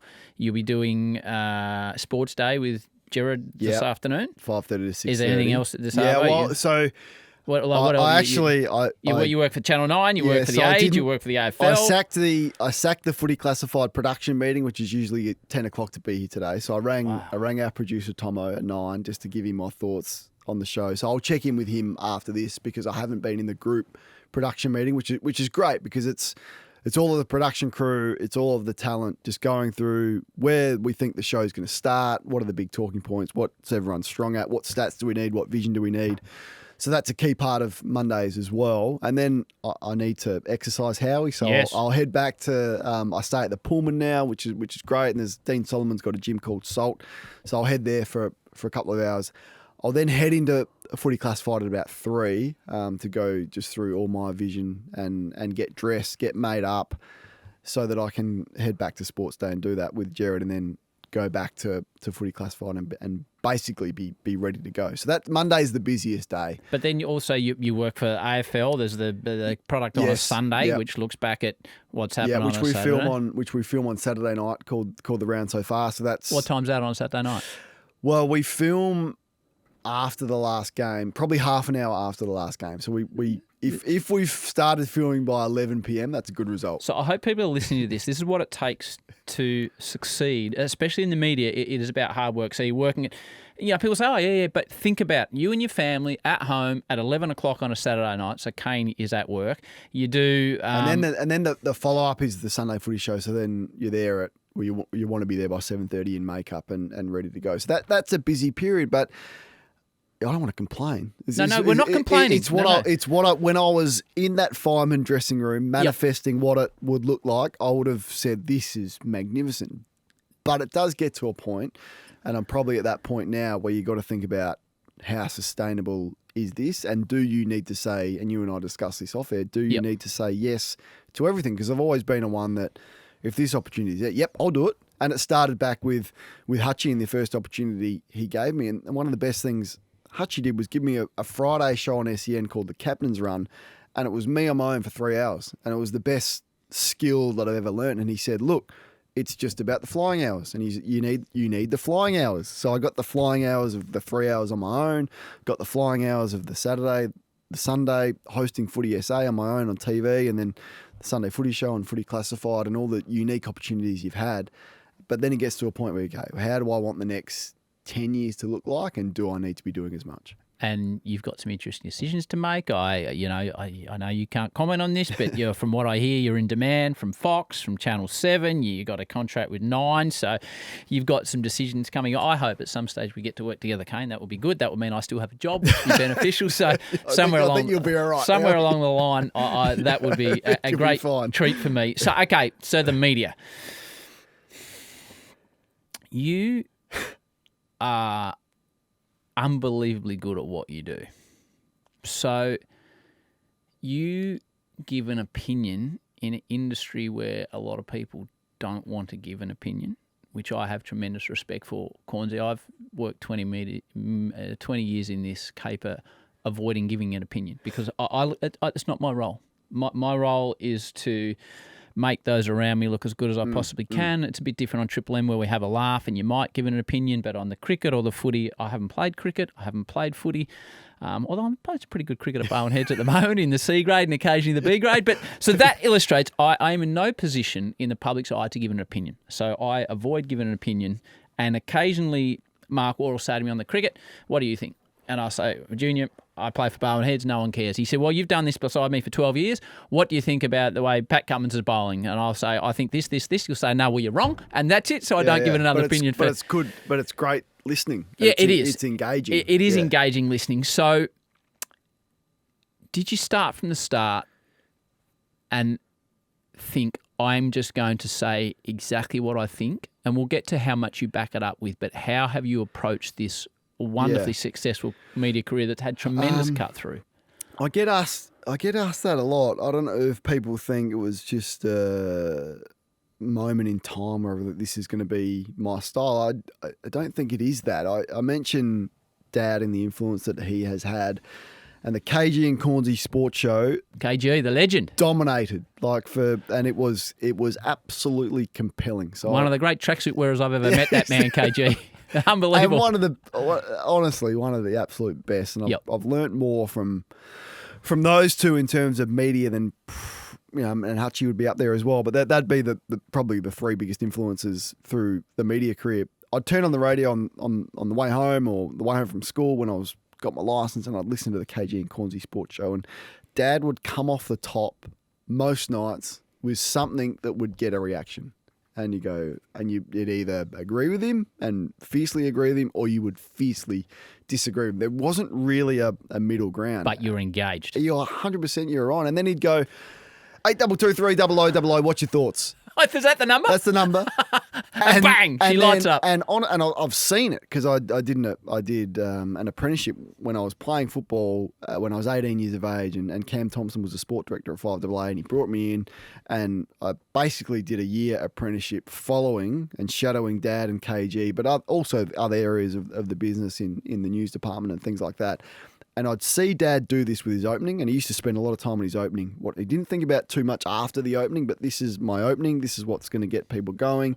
And then he'd throw it out there, and the phones would light up like a Christmas tree. And it was a different time then with not as many options entertainment-wise, but they would rate a 20, 21, 22 and dominate. And I could see the interaction, but also the tension between the two of them. They would disagree, they would debate stuff. Sometimes it got reasonably heated, and KG would storm out of the studio, or Dad would kick the desk in, and it meant that much to them. But it was like, wow, this is good. And Dad did not care what anyone thought. Like he'd come off and he'd criticise soccer or the world game, and you can imagine how fiercely that those people wanted to defend their sport. Or he'd go really hard on Port Adelaide, and the Port Adelaide fans hated him and they couldn't. So I think that shaped a lot of my style, because I just knew this is what I want to listen to. I don't want to create a product that is like not nice pass, good umpiring decision, nice hit. It just wasn't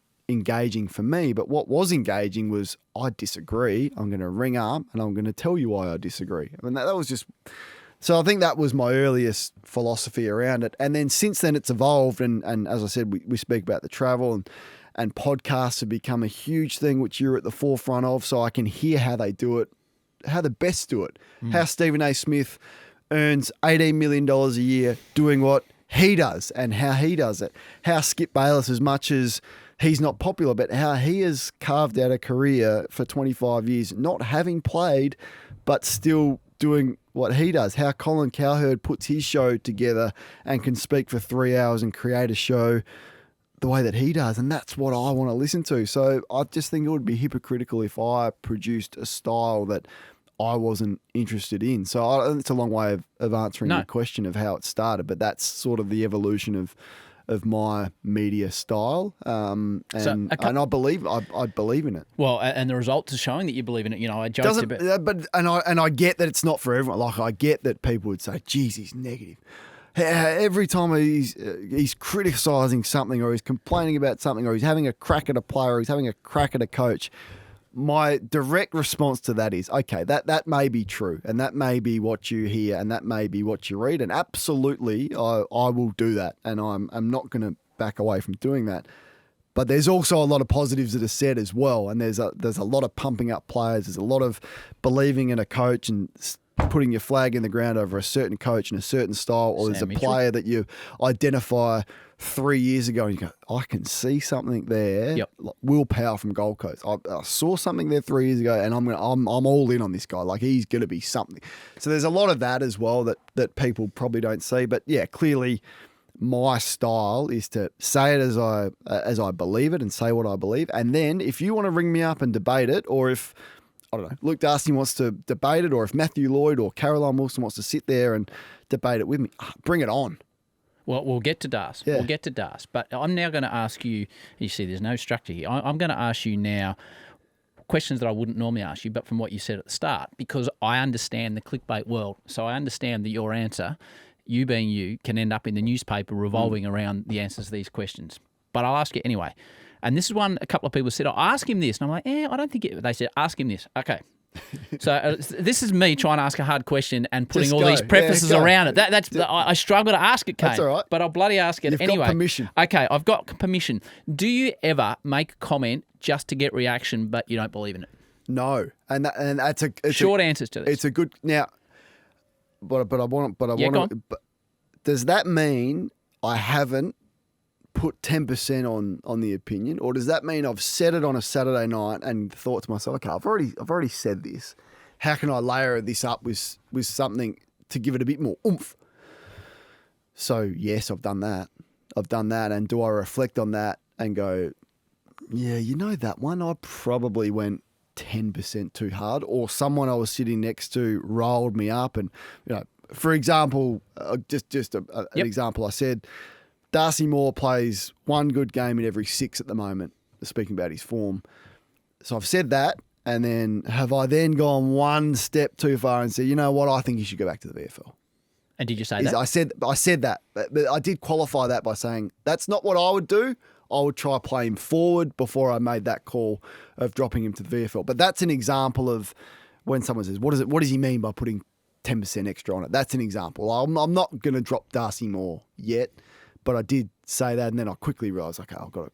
No, that's not true. I would play him forward, but that's live TV, right? And that's reflecting on your own performance, like I would as a player in any mistake that I made. So to answer your initial question, no, I've never said anything I don't believe in. Have I put an extra 5-10% on it?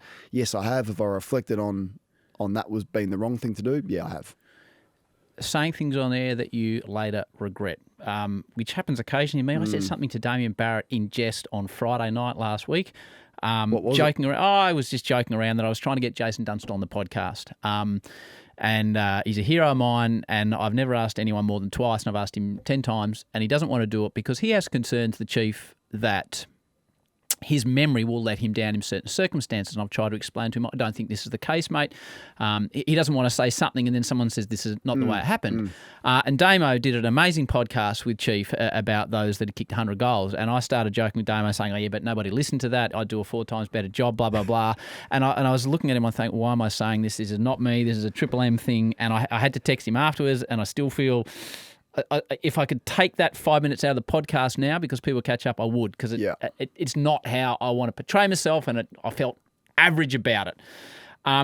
So I regret saying that. Now, this is a clickbait headline now that I'm going to ask you. What have you said that you've regretted later on? Well, I guess for me, nothing springs to mind. Sorry, Damo, like, too. I'm so sorry. I'm so sorry. Nothing springs to mind about... because a lot of it is opinion, right? And I could say I got that opinion wrong, and I regret getting the opinion wrong. But I don't think opinions are right or wrong. No, but they've proven to be wrong, right? So if you've written off a like for an example, and now this didn't. I said that Brisbane will never win the Premiership with Hipwood and Danaher in that forward line. Well, they're a kick away from. So if they had won that Premiership, like that is, I would regret saying that. Okay. But I'm not going to apologise. And once again, Colin Cowherd says I'm not in the being right business. I'm in the entertainment business. So there's a bit of that. This is my opinion. I'm prepared to say that 4 weeks ago I don't think Geelong can win the Premiership. Now 2 weeks ago that's looking like, oh gee whiz, and you sort of start back. I said during the year, the Western Bulldogs should move on from Luke Beveridge. I think he's got an unbelievable list. I think a new coach could come in and get better results with the list that the Western Bulldogs have got. Now, if Luke Beveridge goes on to come from outside the 8 and win the Premiership, which right now after round 19 is looking a possibility, I'll have egg on my face and look stupid. Will I regret saying that? Probably there's some regret that I got that opinion so wrong, but I'm not going to sit here and apologise. So you don't go home at night and have things twist around in your mind at night time thinking, Nah, well, yeah, it's like those ones. So those ones. Did I go too hard there? Did I call it too early? Am I too reactionary? These are all the things that just swirl around in your head. If I had my time again, would I have maybe given myself an out? Like with Hipwood and Danaher halfway through the third quarter, you're going, gee whiz, someone's going to screenshot this and this is going to absolutely blow up in my face. So you regret that, but I mean, it's just my opinion at that time. I'm happy to defend the opinion when I say it. Will I look foolish and someone screen grabs it? I said that Richmond shouldn't recruit Dion Prestia. Bad move with where they were at. Dion Prestia is a 3-time Premiership player. I got that wrong. Do I regret saying that? Yep. But it's just the way it rolls, isn't it? MJ, can you pull up? I hadn't thought of this. Can you pull up the video when Kane came on Triple M? And what happened with Das. I don't know if Kane's seen it. I want to show him the reactions as the questions are happening. Hey, so on that, okay, and this is where you and me are very different beasts. Say you walk out of here and you go downstairs now and get a coffee, and Luke Beveridge is there, or Dion Prestia is there, or Dustin Martin is there, and you've made comments about him in the last week.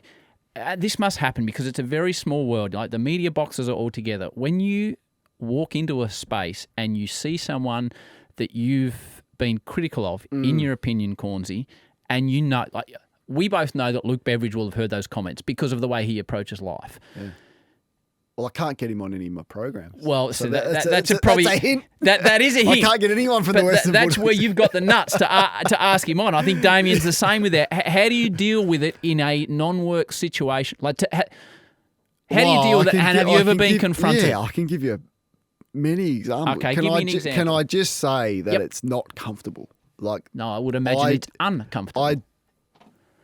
Dread's too strong. I feel like it's uncomfortable. So a small example is I made some fun of Cameron Ling on the Sunday Footy Show because Lingy had said some things that I'd said and criticised that, and then anyway we do a fun thing on the Sunday Footy Show called What Caught My Eye, and I had a crack at Lingy sort of saying that he hadn't had an opinion for sort of 10 years in the media, and then all of a sudden he's had these big opinions. We did a big graph and it was hilarious, but then the next week I'm like, Lingy's an All-Australian selector. and I'm an All-Australian selector, we're going to have to be in the same room. This I didn't anticipate. We're going to have to Right. be in the same room together. I couldn't do it. I couldn't front up. So I just walked straight up and I said, "G'day, Lingy," and shook his hand. And look, he was great. Like he didn't make it awkward. He understood. We didn't really even address the specific comments that I'd made, but we did that. There's been many times where, I said the thing about Tim Taranto, not even the best 150 players. Now, did I put 10%, 20% on that? Probably. Even if you put 20% on, you still don't think he's in the top 120. Well, thank you, Howard. I'm pretty good at my maths, Cornsey. The next day, Yep. Damien Hardwick rings on the phone. So he rang you. Saturday morning at the airport, about to fly to me, he rings me. And I said, "Okay, Dimmer." And he said, "What is this rubbish that you've just said?" I said, "Which bit?" Because I didn't know. Like, obviously, probably said a couple of things about Richmond at the time. And he said, "Well, this stuff, Tim Taranto, what are you talking about?" So then I've got to defend why I've said that with Damien Hardwick. So those conversations happen regularly. And the best time that it happens is when it's on air. Yes. Because it's the best media product in football is when there is a disagreement and when there is tension. And an example of that is Mark Robinson and Luke Beveridge a couple of weeks ago about the comments over Cody Waitman. Yep. That, to me, I'm not taking my eyes off that. So the Luke Darcy one that you've got here, Which we'll get to. and we can play, I'm not expecting this conversation to go anywhere near where it went. So to set this up, Kane is fighting Nathan. No, I've fought. Oh, you fought Nathan. That's Yeah. right. Actually, it was because me Yeah. and Chief went along and watched it. Yeah. She was a rough old crowd Yeah, that night, no, and they it were was- giving you some pretty direct feedback Yeah. too. Let's be honest. So Kane works for SEN, does a wonderful job. I work for your competitor. Let's be honest, Triple M. We're both trying to get the same listeners. So you've done the right thing and given up your time to come on our show. Now, I talked about this with Darcy the other night. Actually, we'll just play. We'll be able to hear this, MJ. Yeah, just play a little bit of what happened and keep an eye. Have you seen this video before? I've seen it. The reactions. The body language. Yeah, well, let's just roll it. Could see from Brown, he knew what he was doing. He just get outclassed and outworked. Kane, I've been wanting to ask you this question, and I'm not being critical, so please take this the right way. You're a 300-game player, and you've got a special place in the footy community, as you should have for your deeds on the football field. And I feel like the footy community is a golden ticket of people who genuinely have each other's back. But you take a position that is almost unique, where you've been probably more mean-spirited and nasty to people than anyone in the history of our industry. Do you feel like, and that trade obviously gets you paid well, do you feel like that trade is worth it when you sit back after a weekend like that? Is it something that you're comfortable with? We can stop that there, MJ. So, Cornsey, you're laughing, I think, at me turning off camera. I'm looking at Luke Tunnicliffe, our producer, as is Dame and Nate, looking at each other, even the chief at the other end. I'm looking around thinking, what the hell is he doing, to be completely honest? Because you've come on as a guest. What we're talking about now is nothing we didn't speak about that night when we all had dinner. Can I tell you what I'm thinking? Yeah, I'd love to know what you're thinking. I'm thinking this is compelling radio. That's what Are you really? That's what I'm I've got no animosity to the question. I'm not thinking this is out of line. I am thinking I don't like the question and I'm going to defend myself, which I did, and I asked him a return question about, can you give me some examples of that? And then we spoke for 2 or 3 minutes on air. And I mean, it was interesting that a couple of you jumped in, and Chief and yourself and Brownie and Damo jumped in and sort of questioned the question. But I'm not thinking this is out of line at all. And in fact, you text me after this. I did. Luke Tunnicliffe text me after this. Damo may have as well. And I can't remember exactly what I wrote back, but I'm thinking there's no problem here. I hope that was good radio, which was my initial thought. I'm not sure if you've got the text Well, I'm message trying up. to find it. It'll be there somewhere. But my thought, and that comes back to the original point, if you can get a conversation like that on air, that's the best media product, in my belief. It is much better than this player played well, he played well. A feud, a disagreement, a debate, to me, is what I want to listen to. So I've said to you, Kane, this is at 6:34, so this has probably gone to air at 6:06, probably off the top of the show. You would have been maybe 6:15. Kane, I found that uncomfortable in brackets, but then I'm a wuss. It's no way to treat a guest, especially one that has come on from another network. Had no idea it was coming, but an apology is in order from us to you, not the way we want to represent ourselves. Sorry that happened. Peace, Howie. To which you replied, Howie, I appreciate the message, but I'm genuinely fair game. I'd rather have that out with him like that than the talk goes on behind the backs in our industry. I think it was good radio. Always happy to come on and appreciate the message. See you around. Which is what I believe. Like, I'd much rather, and for Luke to have the courage, as much as you disagree with it and it wouldn't have been your style and it wouldn't have been others' style, I'd much rather him say that on air, because I know that would happen off it. I know that would happen. You know what it's like. It's a bit stab you in the back kind of industry. Everyone's looking for the same jobs. It's incredibly competitive. People got no idea. You want to you compare yourself to what everyone else is doing, and the next retired player will come out who's the flavour of the month looking to take your job. So it is that type of industry. I get it. But for him to ask that question is courageous, and then for him to defend his position.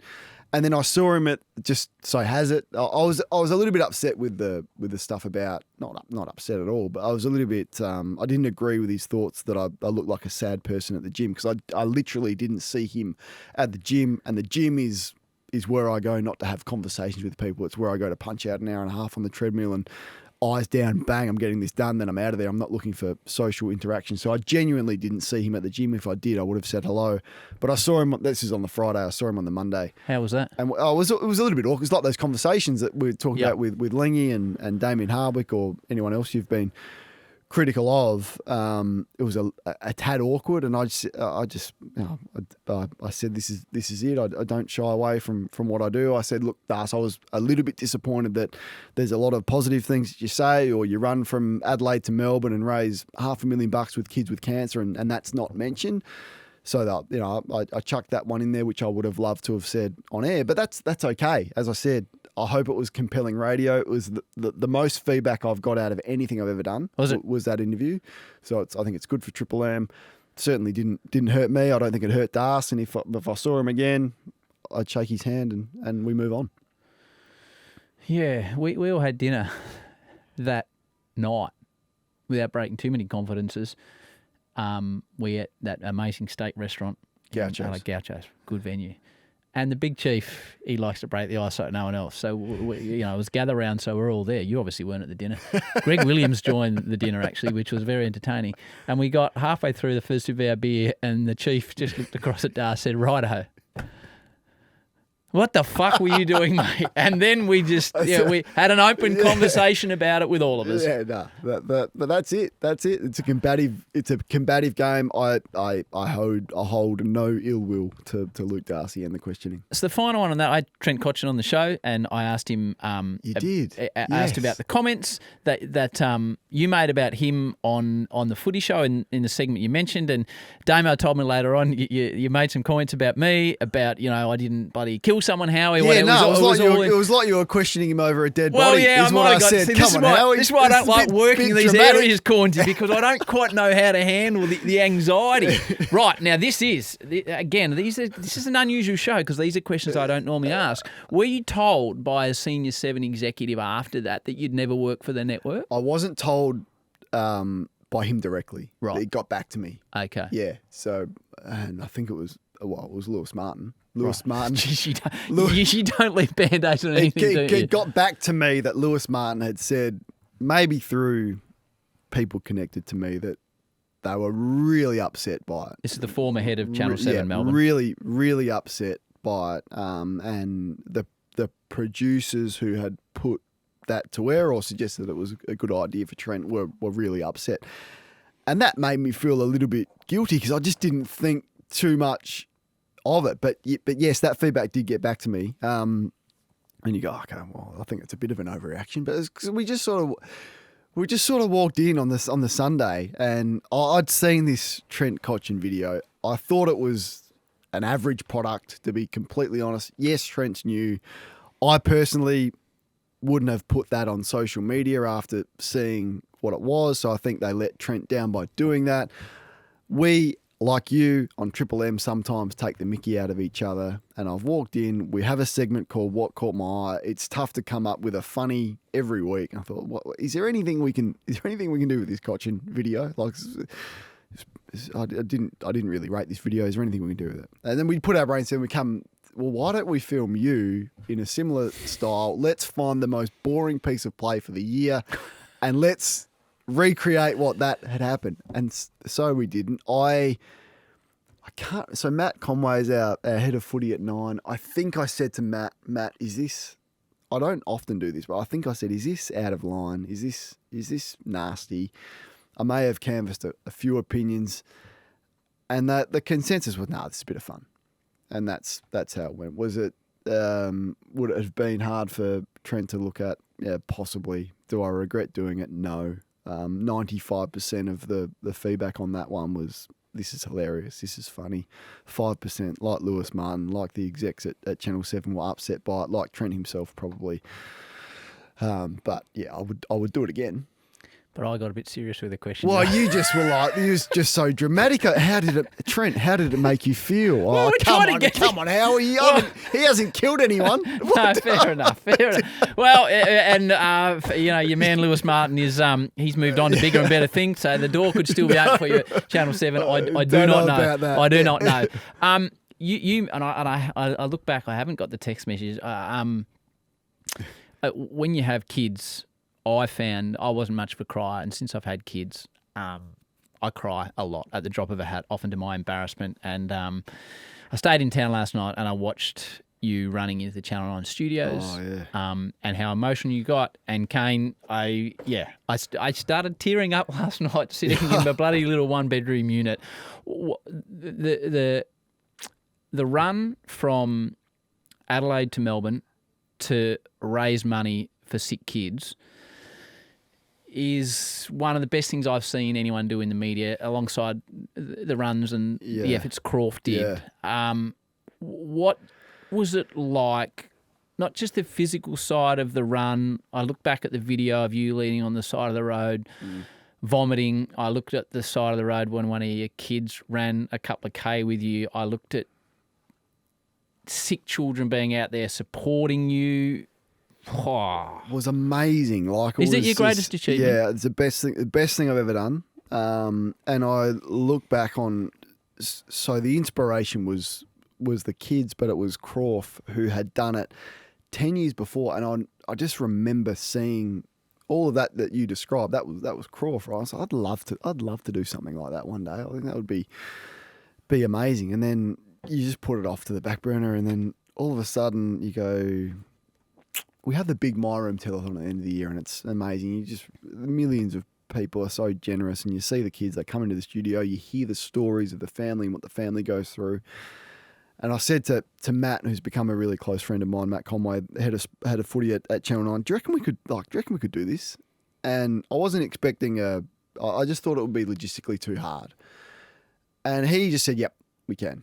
And then he went about with myself and Margaret from My Room putting this thing together. And it was really hard because you have to close roads. You have to work out who's going to come along. I said, well, I probably need a physio that's going to come along with me. We need a bit of security. And then he's just put this whole thing together. What route are we going to run? How are we going to do it? Where's it going to end? Logistical nightmare, really. So I only had to run it. I didn't have to put it together. We had a team of, Dan was a cameraman. We had Dylan was the osteopath. The young guy is a runner who was really keen. We had Matt and we had Mark, Mark was everything. He was a chef, he was security, he drove one of the vans. 5 of us did this together. And so it wasn't the individual effort, it was the team effort of getting this done. And it was hard to get done because I'm not that young anymore, and physically sort of 795k. Yeah, it was like 65 Ks a day for 12 days. And then there was the other stuff that you wanted to do, like you wanted to have the community element. So we appeared at footy clubs and went to the Nil Tigers and things like that, and you try and raise some extra money. So then you still got to work, you still got to do the footy show on a Sunday, still did footy classified on a Monday night, still did the AFL show. You got to watch the games to make sure you're still across it, crossing to SEN, and they were pretty supportive with giving me the time off as well. and then you meet the kids along the way, which was the best part. Or you meet someone who is now an adult, had an adult just stop his car, run along with me for 500 metres probably, hand me a $50 note and say, you know what, Kane, when I was 8, I had leukemia, and this is the challenges that I faced and we faced as a family. And it's a minute conversation. At the end of it, he gives me a 50, give him a hug. He's like, thank you for doing this. I was like, oh, this is unbelievable. Like, this is just so that drove you through. It absolutely ruined me. Like, it ruined my body. I've never been in as much pain as that. Everything just seized up. But we got through it, and it was the best thing I've ever done. And you got emotional reading out a card that you've received. Yeah, I was just. I love it. I love a man that can show his emotion, because you've hardly slept because that was the one thing Croft said. He was great with Kimmy. He said, look, you won't sleep. You'll be in that much pain just with your aches and your pains that you won't sleep. So you haven't slept. You've been on the road for 13 days, been away from home, not sleeping in your own bed. You haven't seen your family.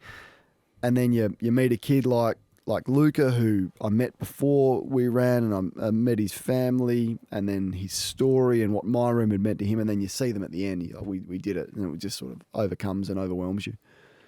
I'll explain to you why I'm doing this at the moment. This will have to get cut out of the podcast. How are you for time? Maybe 10 minutes. I've just got a meeting at 12. Okay. Jared wants me to come on his show and talk about Formula One, which we've joked about for 3 years. And I said I'd do it, but it's going to cause me a bit of friction. With Triple M. Yeah, but he will ring me shortly. Okay. But Well, I told him I'd do it. You go when you go. But yeah, there's a short section I want to finish with you with anyway. We're nearing the end of this, Kane. So now we talk about the social media promo that will go for this episode. There's a strict rule alongside myself, MJ and Marcel, that cuts it. If anyone says anything that we think is going to be clickbaity, we leave it out of the promo because I don't want to represent the guest in that way. So what would you do with this social media promo? Because the promo will blow up, you saying, I don't regret this but this. Then there'll be Das, then it'll be Trent Cotchin, then it'll be, did you get this message from Channel 7? That's the promo that the Herald Sun will put out. I think clickbait has a negative connotation. Well, I don't think it's negative because if I did this podcast, I would think to myself, what is the promo that is going to get the most people to click on it so they can listen to the episode? And now I've avoided that for 100 Well, don't do whatever you think will get the most people to listen to this program. So people say to me, like, whereas our promo will be me, it will be you talking about the run, talking about the Premiership. No, I wouldn't do that. Right. I wouldn't. That wouldn't be the promo. Like that's all interesting. But, I know. But it wouldn't be the promo that would get most people to click. So people say, "Oh, he's just said that for clickbait." It's like they think I'm the person at SEN who is sitting behind the computer and posting that article and that headline to social media. That's got nothing to do with me. I don't get paid 1 cent extra for the amount of clicks that go to the SEN website. I'm employed by SEN. They can do what they like to get the most people to click on their product. The clickbait stuff has nothing to do with me.